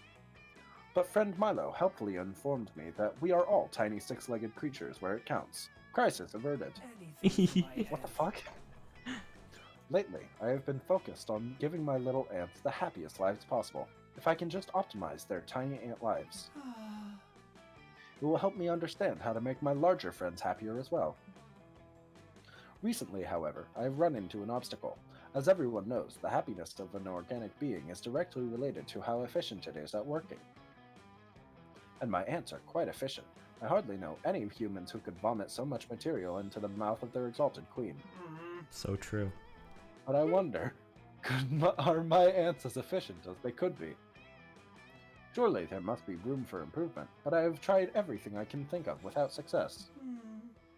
Transmitting a mathematical formula for organizational efficiency didn't help, and neither did telling them to do their best in binary.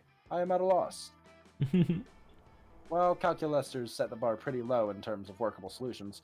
Surely you can think of something that will make these ants into harder workers. A yearly company retreat to Miami. The anticipation alone will fill them with determination. The fantasy of mediocrity. Meritocracy. That's what I said. Ouch. No,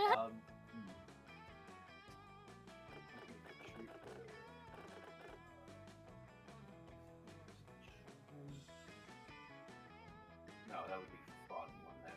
Either way, I'm probably not going to lose it. Which one do you want to pick? I don't know.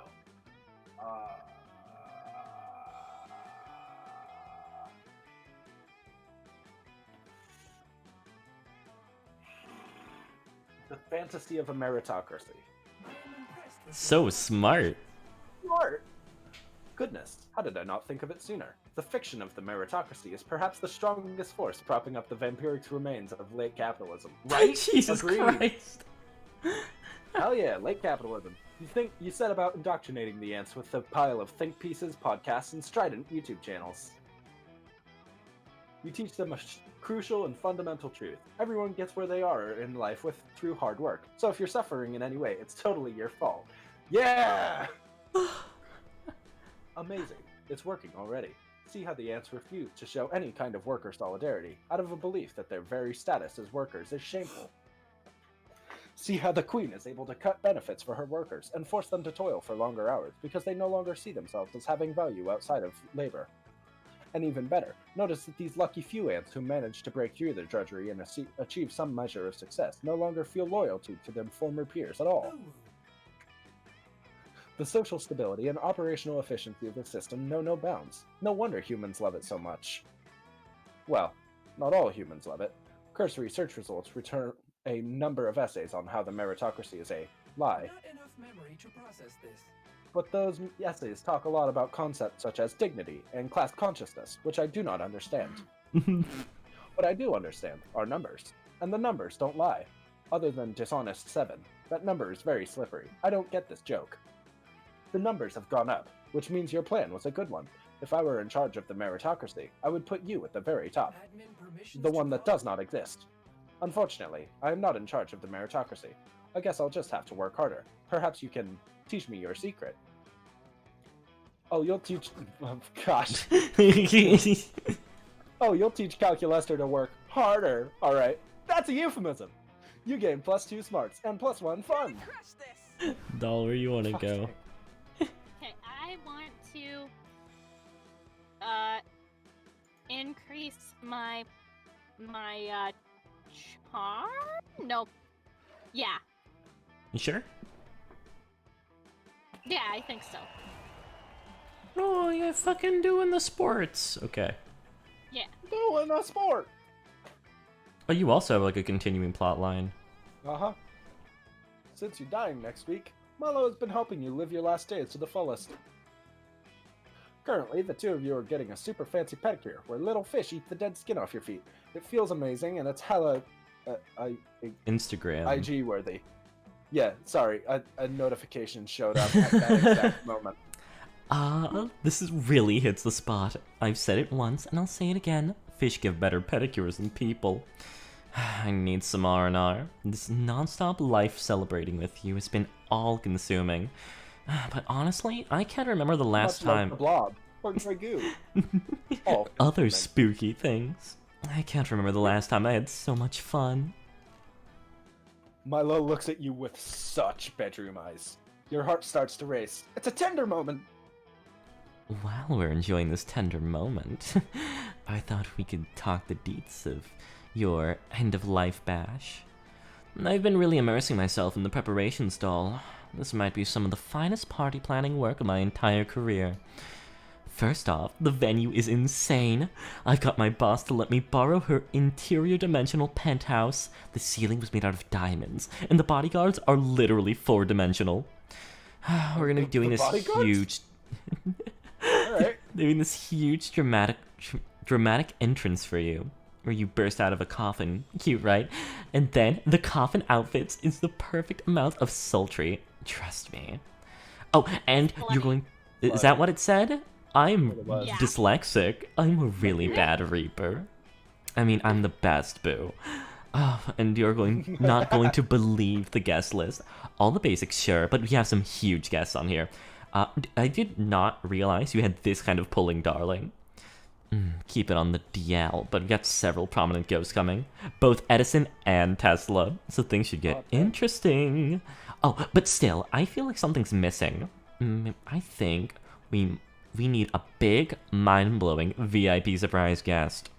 Someone who can show up halfway through the party, uninvited, and have a poetic final embrace with you. A real moment, you know? Shrek himself. Does anyone come to mind? Potentially a green ogre. Maybe a long-lost twin from whom you were separated at birth, never actually met? Milo's right. You definitely needed a kick-ass special guest for your party. You don't have any long-lost twins that you know about, but you do know the perfect VIP to invite. The obstetrician who's there for you at birth. He ushered you into birth in this world, now he'll usher you out. This party's all about you, so summon alternate versions of yourself from other timelines. It'll be poetic and awesome, like when Beyonce looks in the mirror. I Which think one? the obstetrician. Obstetrician? Yeah. So fun. Excuse me. So fun. You're You're a fucking doctor. Are you too close or something? Milo's doubtful, but you stand firm. You whip out your phone and call up Dr. John, the obstetrician who birthed you. Why, of course I'll be the special guest at your party, doll. In fact, I'll come discuss the details with you right now. That's how important you are to me. Within a few moments, you hear the whirring of a helicopter overhead. A fancy-looking man drops down from the chopper. It's the obstetrician, Dr. John. Oh my god. Is that Elton John? Dear God, doll. Your obstetrician is Dr. Elton John. Why didn't you say that earlier? I'm so excited. You made me slightly raise my voice. That hasn't happened to me in like 2 decades. Ah, you must be Milo. Doll of the Reaper. Yes, it's me, Dr. Elton John. Cheerio.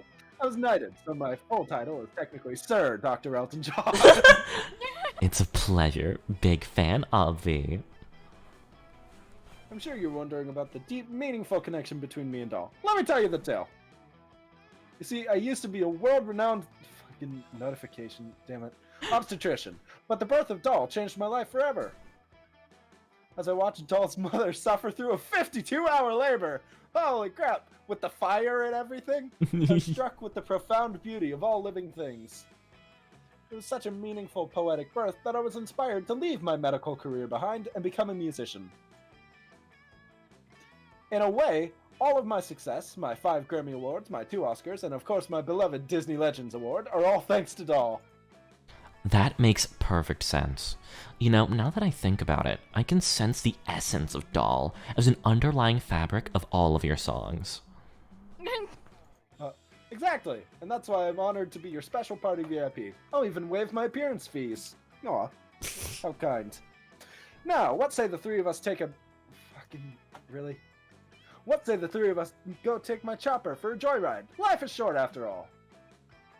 You and Milo go for a helicopter ride with motherfucking Sir Dr. Elton John. Milo was super impressed. This is the best day of your life, easily. You still got plenty of Milo quality time left before you die. You gain +3 charm and a very mature outlook on your own mortality. Let's Oh, trade crap, you're so places.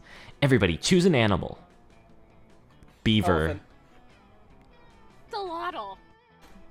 Player Oh, orders decided on how axolotls! fucked up you would be if you were raced by a group of said animals. Ah.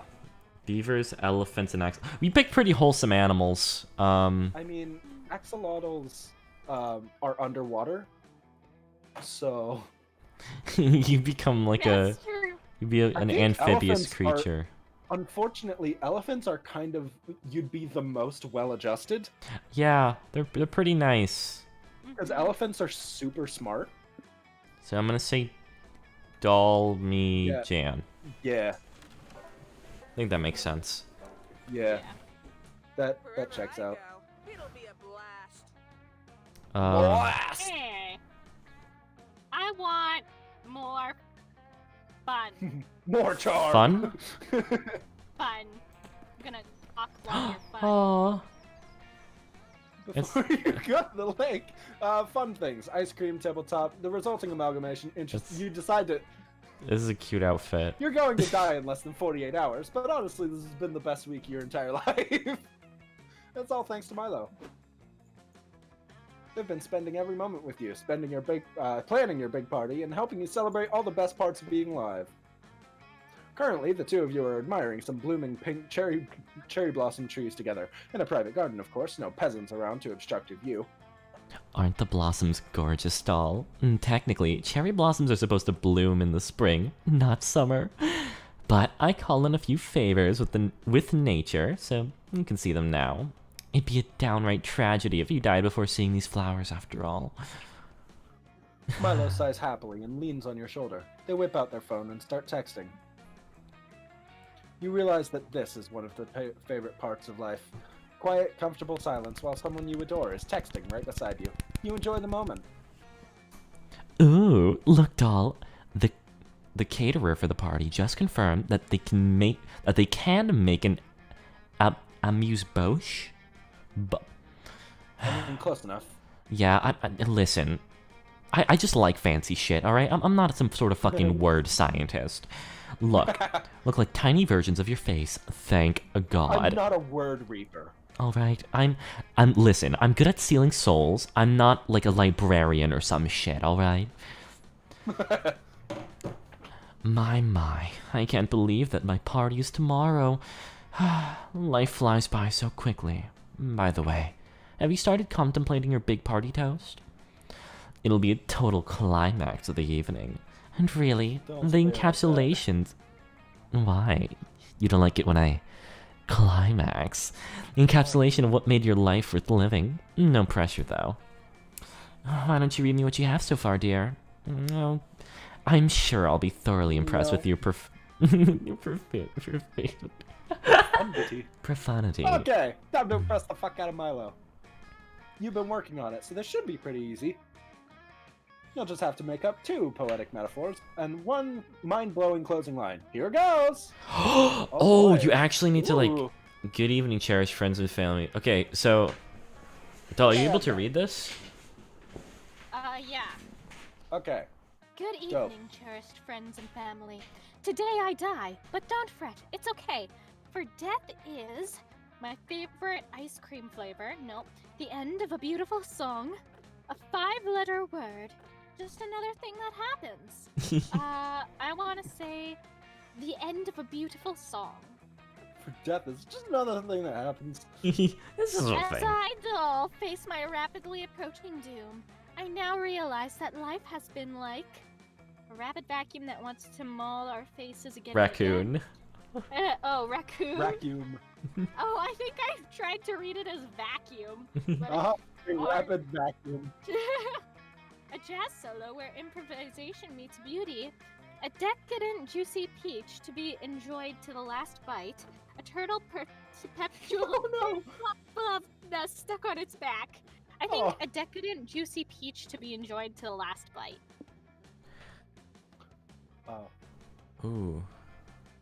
And as I prepare to leave, I want to tell you about the last thing I think everyone should do at least once before leaving this realm. We should all That was what I was yeah, thinking. that's what I was thinking too. Do you actually want me to type that? We should all trying to think of what's it called. We should all. No, just put fuck. Okay. We should all fuck. Yes, yes. Your words ring so true, so wise. I have brought death to so many people, and I couldn't have put it better myself. Death truly is the end of a beautiful song. When you think about it like that, my job as the Grim Reaper acquires a whole new layer of meaning, doesn't it? And life, such poetry, doll. You make life and death makes so much sense. Of course, life is clearly a decadent, juicy peach to be enjoyed to the last bite. It can only end with the end of a beautiful song. Those two things are such a perfect complement for each other. Such an obvious balance. And when you put it like that, you make me fall in love with life all over again. Doll, I didn't know you had such poetry in your heart. Thank you for sharing it with me. Finding the poetry in life sounds cheesy, but it is so necessary. Sadly, there are so many people spending their days complaining and focusing on what makes them hurt. So much frustration, anger, and sadness. It's true that life can be hard, but it's not a good or bad thing. It's a complicated entanglement of many things that spin and spin until it stops spinning when you least expect it. Will you welcome death as the final chapter of the delicious things your soul savored? Will you ask yourself that you ever got the chance to fuck as you realized that you could be and wasn't? Then there's other people, the ones that, as you say, see life as a decadent, juicy peach to be enjoyed to the last bite. It is so sweet to watch them die. Their souls truly sings, doll, as they found the little miracles hidden in their day by day. They remember all the kisses, all the dances, all the laughter, every celebration, when they've ended up embracing the sun as arisen, surrounded by the loved ones, so imbricated?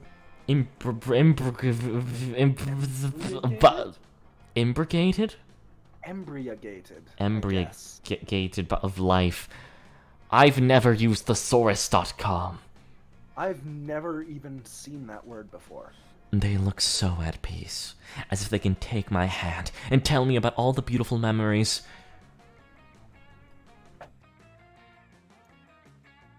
Oh, sorry. I was on a different... Milo takes your hand. How can you not love life when, in between all the pain, it has the potential to harbor all the raw, aggressive beauty? Isn't everything weird and wonderful? If only we had met before. If you had more time, we could fuck together. Imagine that. No, I choose to focus on what's good. I'm happy that we met now, doll, and that I got to know you this well before you go. Come. Milo pulls you into vibrant, passionate dance. Tomorrow will be a sad day, but it'll also be a wonderful day. Let's dance to life, to all that makes this world, this wild ride, something so memorable, and to you and me. Let's dance forever, till the world ends. Dance with me. I didn't expect this to become unis honest. They look at you so intensely. It's like they pierce the very core of yourself. So close to the end, and yet feeling like life is just blossoming into such a feast of emotions. But who cares? Today you dance. Today you dance forever. That's a... What? This is already hard. Wow. My fun is really low, but... Oh, you can't, though. I can't. I think I'm on a... Charm? Maybe? I'm trying to think, because I could... It's like... Yeah, off, my charm is, if I do want to round it, yeah. Yeah, I think I'm gonna go for charm. You stab +2. Stab. Afterwards, you meet up with Aravi and Hex. Ever since you received that mysterious scroll, you three have been on a long, arduous quest. You've solved countless puzzles, followed clue after clue, prepped your inventory, and now you're here, the secret location of the Ring of Sustenance. What the fuck? It's just a big dumb wall. This isn't a bagel shop or a dungeon. I want a refund. Awaits. Bye. Oh, that's not just a wall. markings! We gotta insert this scepter from the second puzzle! And there! That should do it! You start shaking. The wall crumbles away and opens up I a have huge to go. dark cavern. Oh, do you? Oh, crap. Yeah. No. Oh, no. Sorry. Should- Yes? Is there a way to, like, pause it? Or... I mean, can we continue these next couple of bits since it's me and Jan? It's our rounds. Okay. Yeah. Hear that telltale that. door opening music cue. You also hear a deep, mysterious voice emanating from the cavern.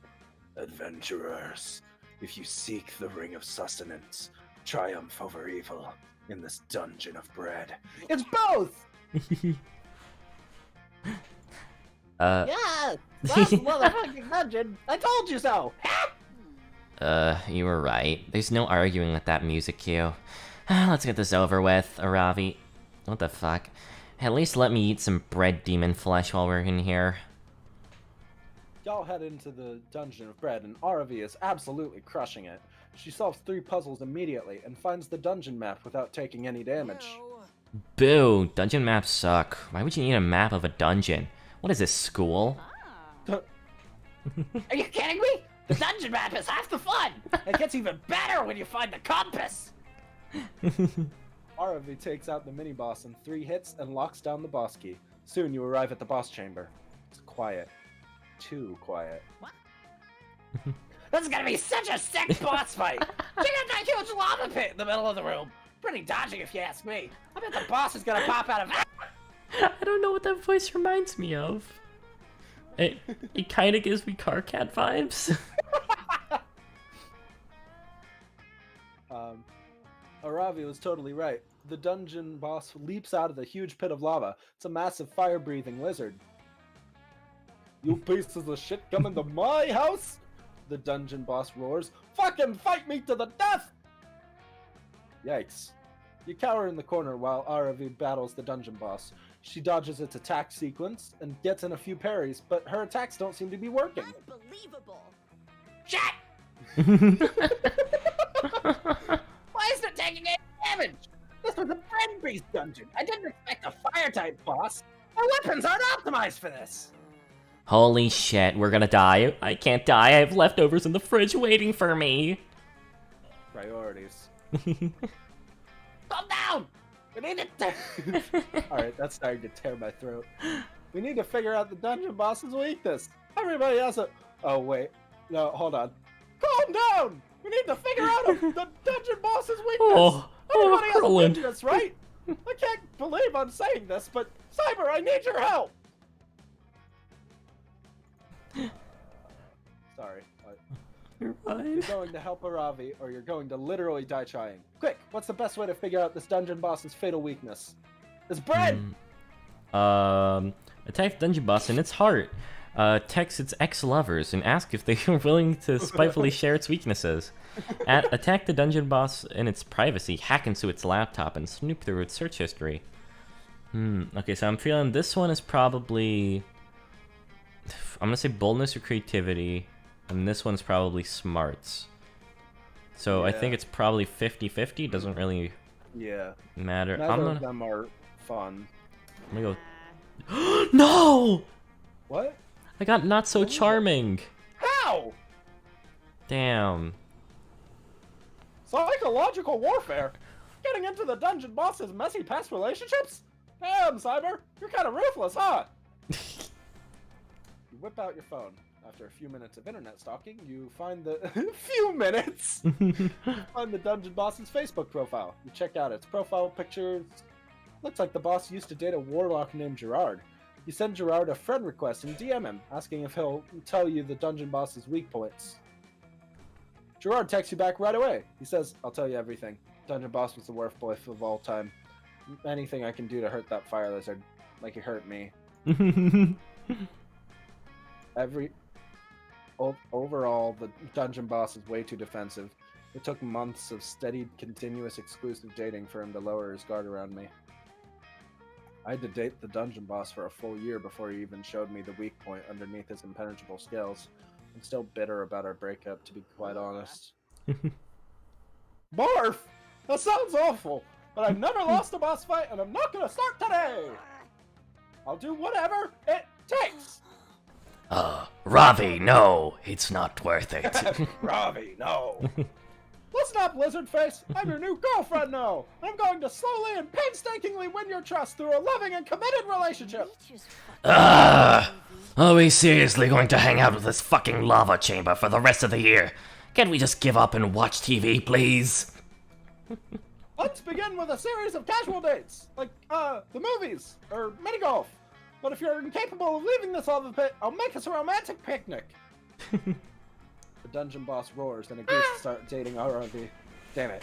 You had a huge crush on RV, but this fire lizard is way cooler than you. No! You leave the dungeon totally heartbroken.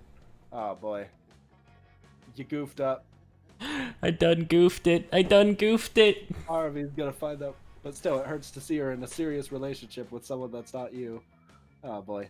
You didn't plunder any loot from the dungeon, but you did get some lava burns on your skull. You lose 3 smarts. Oh, wow. Yikes. Dan, where do you want to go? Boy, did you fuck up. I got the worst final round. Okay. Really did. North Star location, never get lost. It's a challenge, nothing. Achievements, no badge. 2 creativity. You've been spending a lot of time with Calculester lately, so when he asks if you want to meet up for some standard organic activities, you're thrilled. It's his most romantic invitation yet. Greetings, fellow organic life forms. Greetings, friend Jam. Thank you so much for joining me for these activities. I am 98.46% certain you will enjoy them. First, I propose we watch several hours of horny anime while online comparison shopping for vacuum cleaners. What the fuck? After that, we can track down some of our campmates and shamelessly attempt to ingratiate ourselves to them with wacky hijinks. This is definitely someone's hyper-specific kink. And to round out the evening, we can finish up by leaving positive reviews on Monster Camp Prom 2 Monster Camp on Steam. Man, that's a really good idea. We should really leave some good reviews of Monster Prom 2 Monster Camp on Steam. The next one. Those are literally all your favorite things to do. How did you know? Good joke. It is no big mystery, friend. I simply downloaded and perused your entire search history. Oh. Many of my less scrupulous brethren use this technique for marketing purposes, but I have chosen to use my power for good by algorithmically identifying all of your favorite activities. Speaking of which, I wanted to do the cake thing as well, but had trouble finding a large enough horse. Wow, that's super creepy, but like in a totally cute way that you absolutely love. Calculester leads you around for the rest of the afternoon, and each activity he suggests is even more enjoyable than the last. Seems like reducing a complex person down to a constellation of online data is not only possible, but super fun and deeply unethical. 2 of your favorite things! That night, though, as you lay in your tent reminiscing about the day's adventures, a thought occurs to you. If Calculester is reading your entire search history, that gives you a great way to low-key signal your attraction to him. You leap out of bed, energized by your new idea. It's time to go online, for romance reasons. What combination of searches will unlock Calculester's cold metal heart? The answer might surprise you. Spend 5 hours leaving romantic reviews of consumer electronics so Cal knows you want to consume his electronics. Wonk. Robot porn. Robot porn. Robot porn. That would probably be boldness. What do you want to go for? The one that isn't my Lilith stat. So not robot porn. Yes. No! Why? No!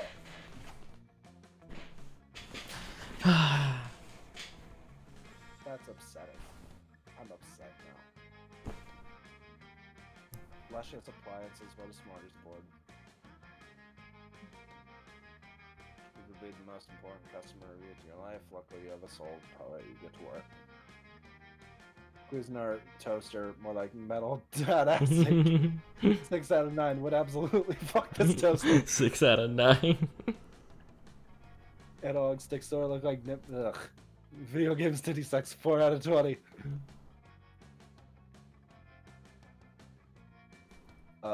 Oh, I see.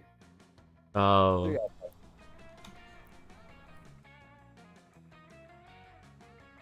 Oh boy. I think I can already see how this is about to go wrong. Next morning, you head out to locate Calculester, only to find Oh, he's no. right there. Hello. Hello, Jed. Since I know exactly where you sleep, I thought this would be a good place to find you. Those reviews you posted, they were so To process this. resorting to improvisation. Uh-oh. Error. Error. Onboard thesaurus insufficient to express current level of emotional impact, resorting to improvisation. Disgust terrible. Oh. I cannot believe you would so objectify those poor electronics in that way. Damn. Were objects? Oh. Oh. Oh. Jan, how could you? It was any data, it's good data. No! No! Oh.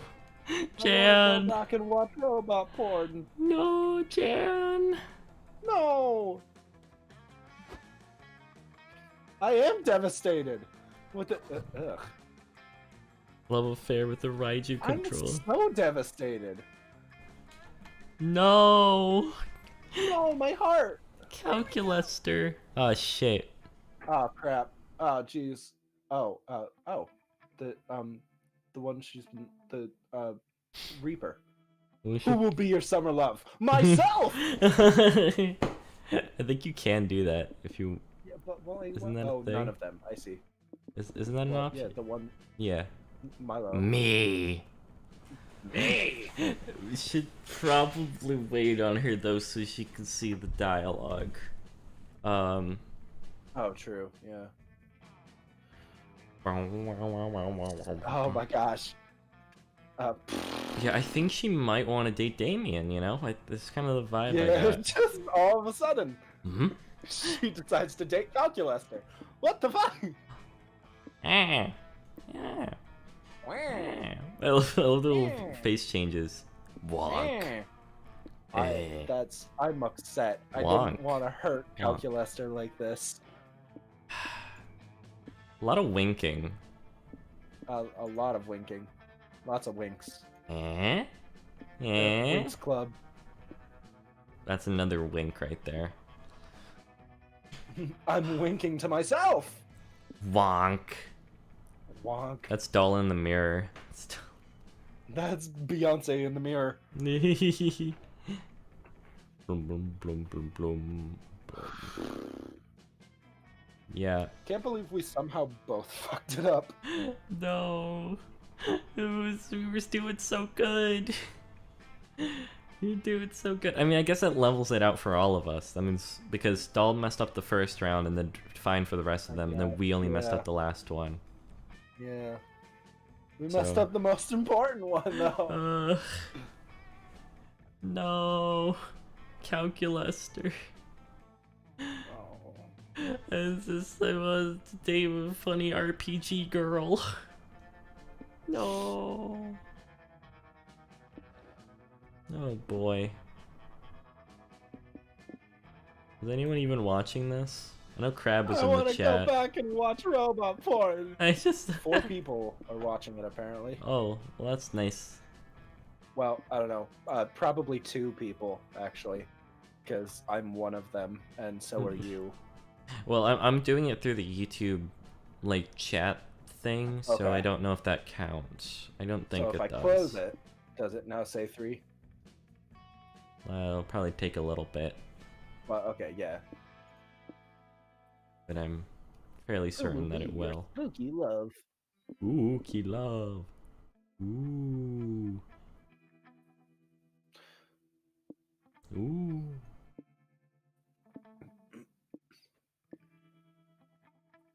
It says we have 5 viewers now. Oh, what?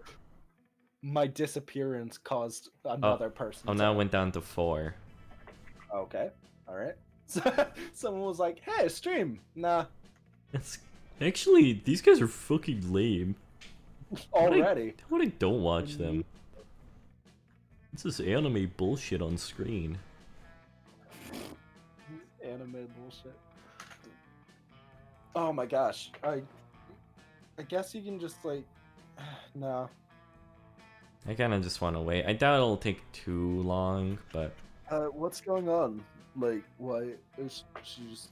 oh, eating supper. I see.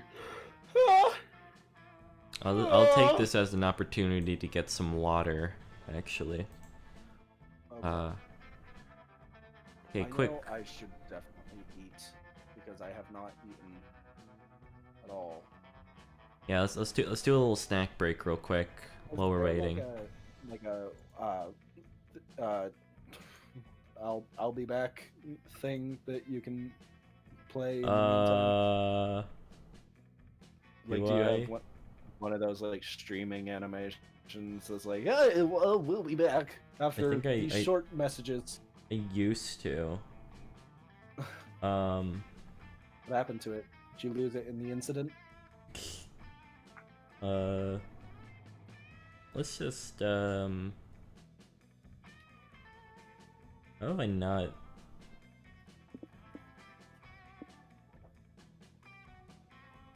You know, I'm just gonna leave it as is for now. Oh boy. Ladies and gentlemen, enjoy the nothing mixed with surfer music.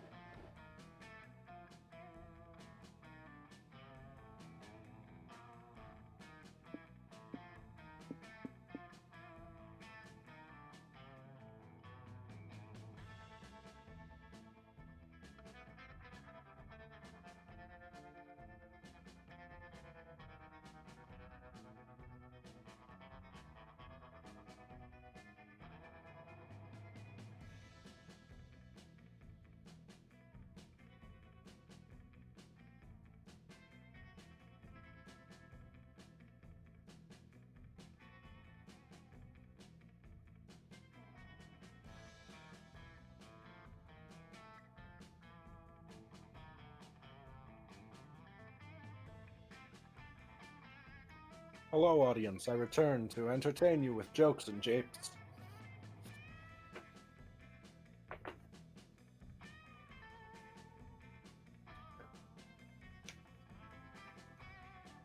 I'm kidding. I'm not clever enough to make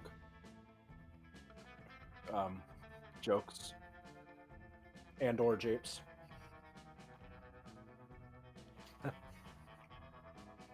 I'm currently eating a P3.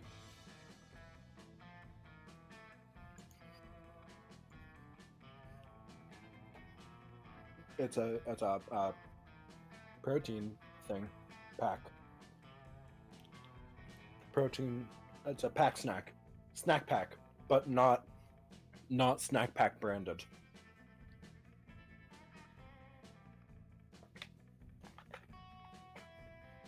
I closed the stream, so I don't know if anyone is like responding to this or anything.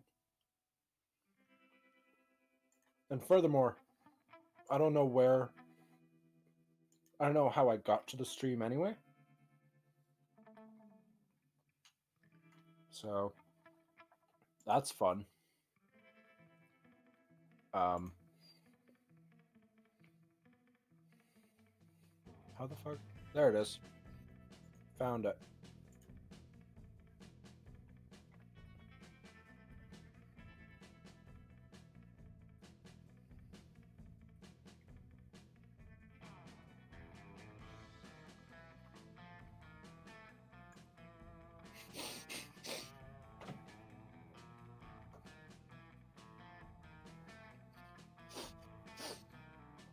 Amazing that there's no like animation or anything.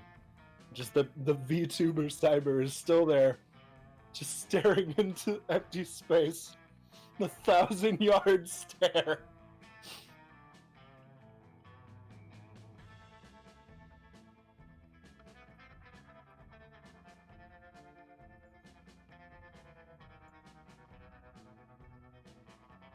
How long has this been going? 2 hours! Neat!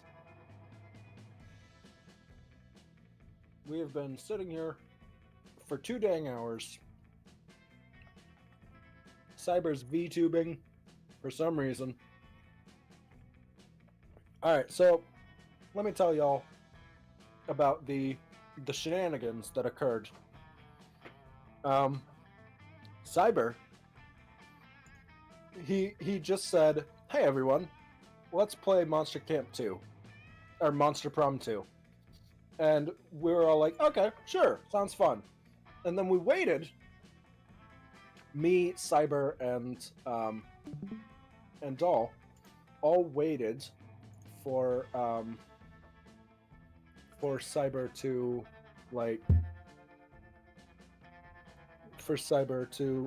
for someone else to join, because apparently this game is most fun with 4 players. Oh, there goes Doll. Okay. So Doll has now entirely left the Discord call. That's fun. I was kind of fucking... Okay. Oh, hello? There we go. I don't know. I got zoinked into another server. Anyways, I'm back. The game ended while I was gone, I'm guessing. It did not. We were waiting. Oh! I'm sorry, my... Cyber and I both screwed up our final round. Oh. And I'm now waiting for Cyber to come back. Okay, that's fair. Sorry about that. So we're still streaming? Yeah. Mm-hmm. Okay. Stream's still occurring. Heck yeah. Let's look at the chat. Nothing new. For a while. Okay. Ever since Rips? Crab Mom said Beetlejuice might be a pretty good manager. Yeah, that's right, Crab. I'm calling you out. Sorry about that. Because you know that Beetlejuice would like purposefully screw with both the employees and the customers. Beetlejuice is as good of an example as chaotic evil as the Joker.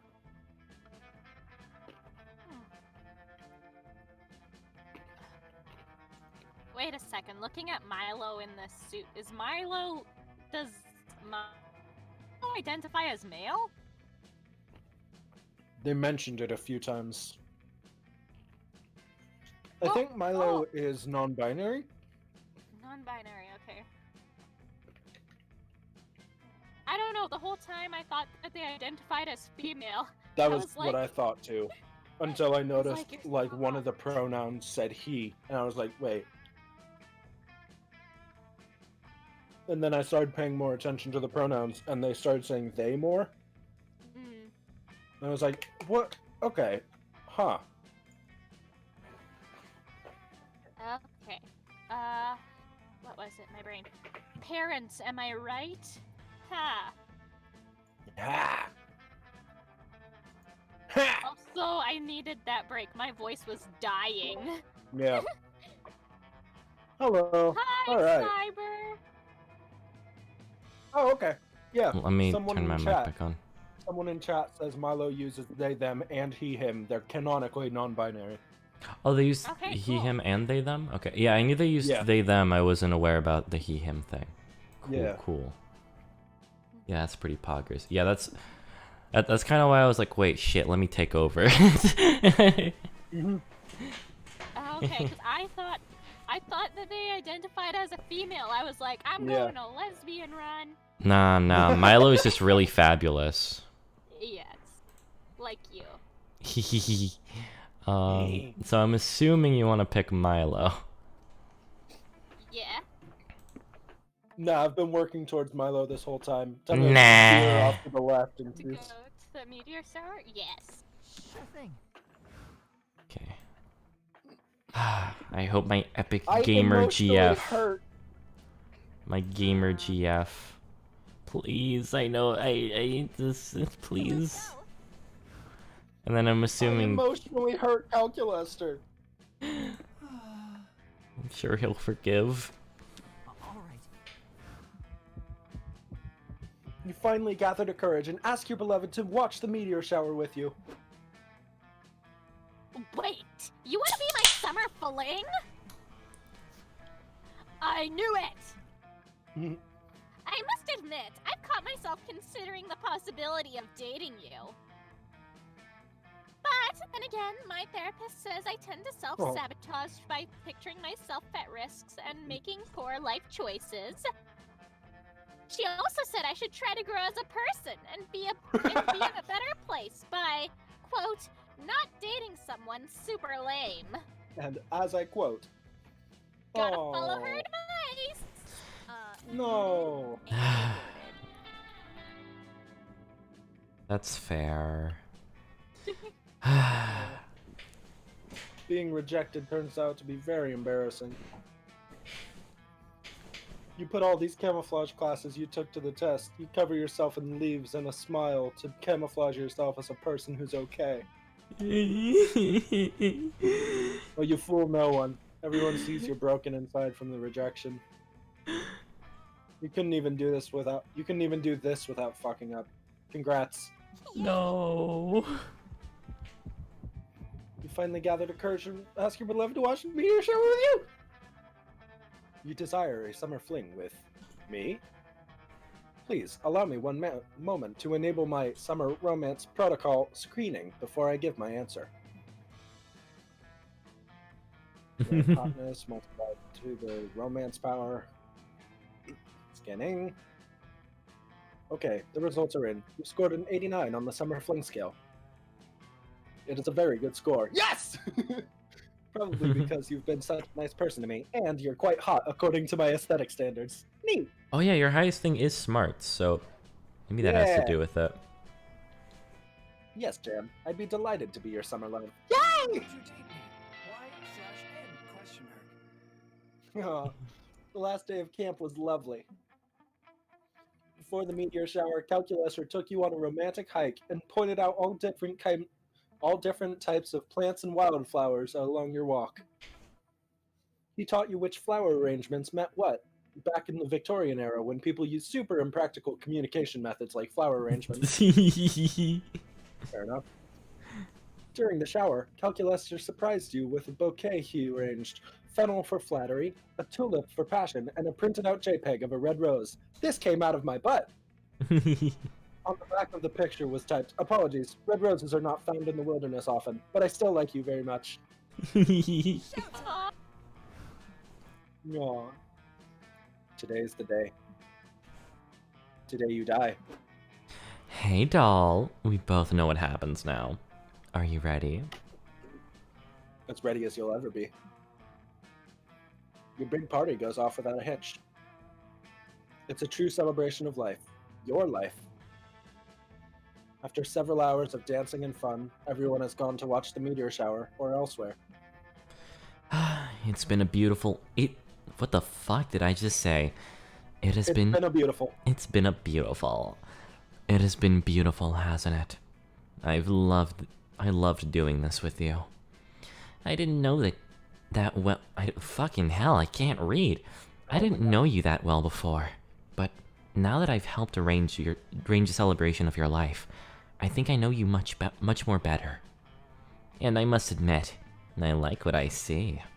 Okay, it should happen any moment now. I'll get a ping on my phone for the gig. I asked to take any gig nearby tonight, so it should be the one bringing you to the other side. You two hold hands and wait. And wait. Weird. Let me check something. Oh. Okay, so funny story. I think I misread the gig. It wasn't for you who's dying tonight, but another doll. It's a pretty common name, you know. If only I paid a little bit more attention to my gigs. My bad. So, you're not gonna die?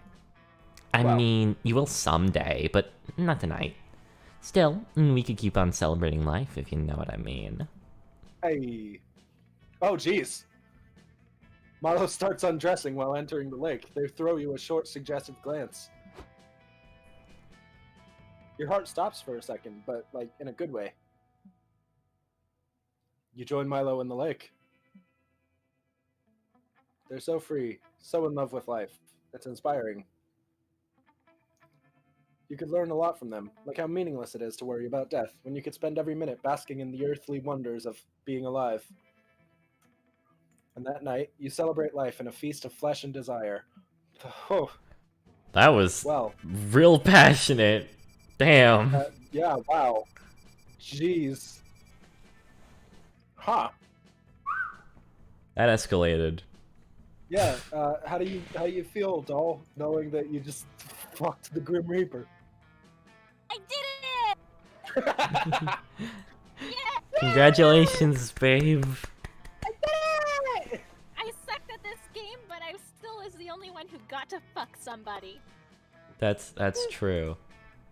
But Jan did get to have a JPEG of a rose, and that's pretty nice. And it came from his butt, so like that's that's pretty poggers. Before we knew it, those weeks were gone. Felt like a hot minute, and it felt like an entire lifetime.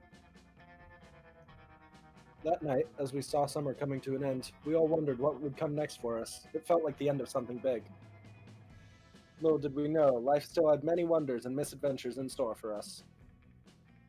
Now I'm older and I can see it, how those years became the foundation of the mythology of our lives. Broken hearts turned tragedies sung for centuries. Wild nights became epics treasured forever. Every kiss and every laugh is now a constellation we'll always find while gazing into the starry night, no matter how many years go by. Whoa. Even today, I can still close my eyes and I'm there. On that last summer night. Feeling like I was just starting to live life. And then I fucking dumped. With all my friends around that campfire. So young and unafraid. And so ready to start. To start stripping, am I right? I hope this doesn't get me copyright striked. Oh, geez. Yeah. I guess I'll just keep talking over the music. Oh boy. I will say though, like genuinely, the art in the credits is really pretty. I like it a lot. Oh look, it's him. He's oh, hey. a little selfie. The guy we didn't. The one that you fact in the lake. Oh yeah, true. Yeah. That was a good time. Piggy. Oh no! Spooky wolves. Christina V. Huh. Oh, that's pretty. Sarah Williams. Casey Mongaloo. Aaron Hansen. Xander Mobus. Ross. Jesse Cox. Gerard Khalil. Yeah, Gerard the completion. The complete the game guy. That's him. Mr. Gerard the complete man. The complete man. The complete man. That's his name. The animations look really nice in this bit. How is one supposed to know if a piece of music is copyrighted or not? Guess. Oh, cool. That's nice. I Get the fuck out. the only reason that I worry is because the ending song of the first game was a song by Mike Kroll. It's like, I don't know who that which is that the world is gonna end. It was also in Steven Universe. Oh, neat. Oh, Yeah. Ooh, is that a twerking demon? it might have been. I wasn't. The slasher looking, but guy. it's entirely possible. Oh, and they're jamming Oh, out on the band. Yeah, that's the title screen. Spooky. I'll be honest, I wasn't fond of Milo in the beginning, but by the end I was like, oh. He's a sweetheart. They're very nice. Eventually. Bleep bleep. They are a sweetheart eventually. They're a little creepy, but they mean well. They mean very well. Yeah. Slurping down some bugs. Oh god. A nice crappy glass of bug. Nice fresh glass. Oh, there's the toilet wine. Polly the ghost is lovely. drinking toilet wine. Obviously. Wait, what? I think one of those crowd designers was named Trans Rights. That's a pretty good name. Oh man. Like first name trans, last name rights. Aw. That's adorable. It would- Why so sleepy? It would be really cool if you could date the students from the previous game, but in a weird way I kind of like that you don't, because it's like makes this one feel a little more unique. Yeah. Yeah. Thanks for playing. Thanks. I only enjoyed part of it. And that's Monster Camp. The monster camp. Ooh. Yeah, what'd y'all think of it? Really bad camp. I thought it was fine. Yeah. Yeah, I don't vibe with a lot of the comedy in it. yeah, that's It fair. feels like it's trying too hard. You know? Yeah, a lot of it's very like lol random or like a meme shit, Yeah, exactly. but I think the art is Well, very that nice. said, even, I still find meme stuff funny. Like Yeah. the Shrek, the 38 Shrek movies. I was not expecting to hear poggers used in this. That was The big pog. yeah, I wasn't expecting that. It took me a second. Yeah, I could tell from how hard you were laughing at it. I was not expecting the character to be that I was pursuing to go poggers. I was like, what the fuck? it was very fun. Yeah, I think it's just like a fun party game. Like Yeah. Well, yeah. came out perfect See which time. of your friends, see which of your friends is the best at wooing fictional characters. And apparently it's dull. Like, holy crap. Yeah, doll. Apparently, I got game. Yeah, doll. Like, damn, y'all went skinny dipping in the spooky camp lake. And then just straight up fucked. Yeah, you fucked in the. Straight up. Ooh. Damn. True. Yeah. I guess we can end the stream there. I think that's the thesis, you know? Just That's the thesis. Dull fucked in a lake. doll Good night, fucked in everybody. a lake. Happy Spooktober, everyone. It's November 2nd. It's November. This stream got second delayed day a of lot. November. Yeah. Happy Spookoween. Happy Spookoween, everyone. Bye bye.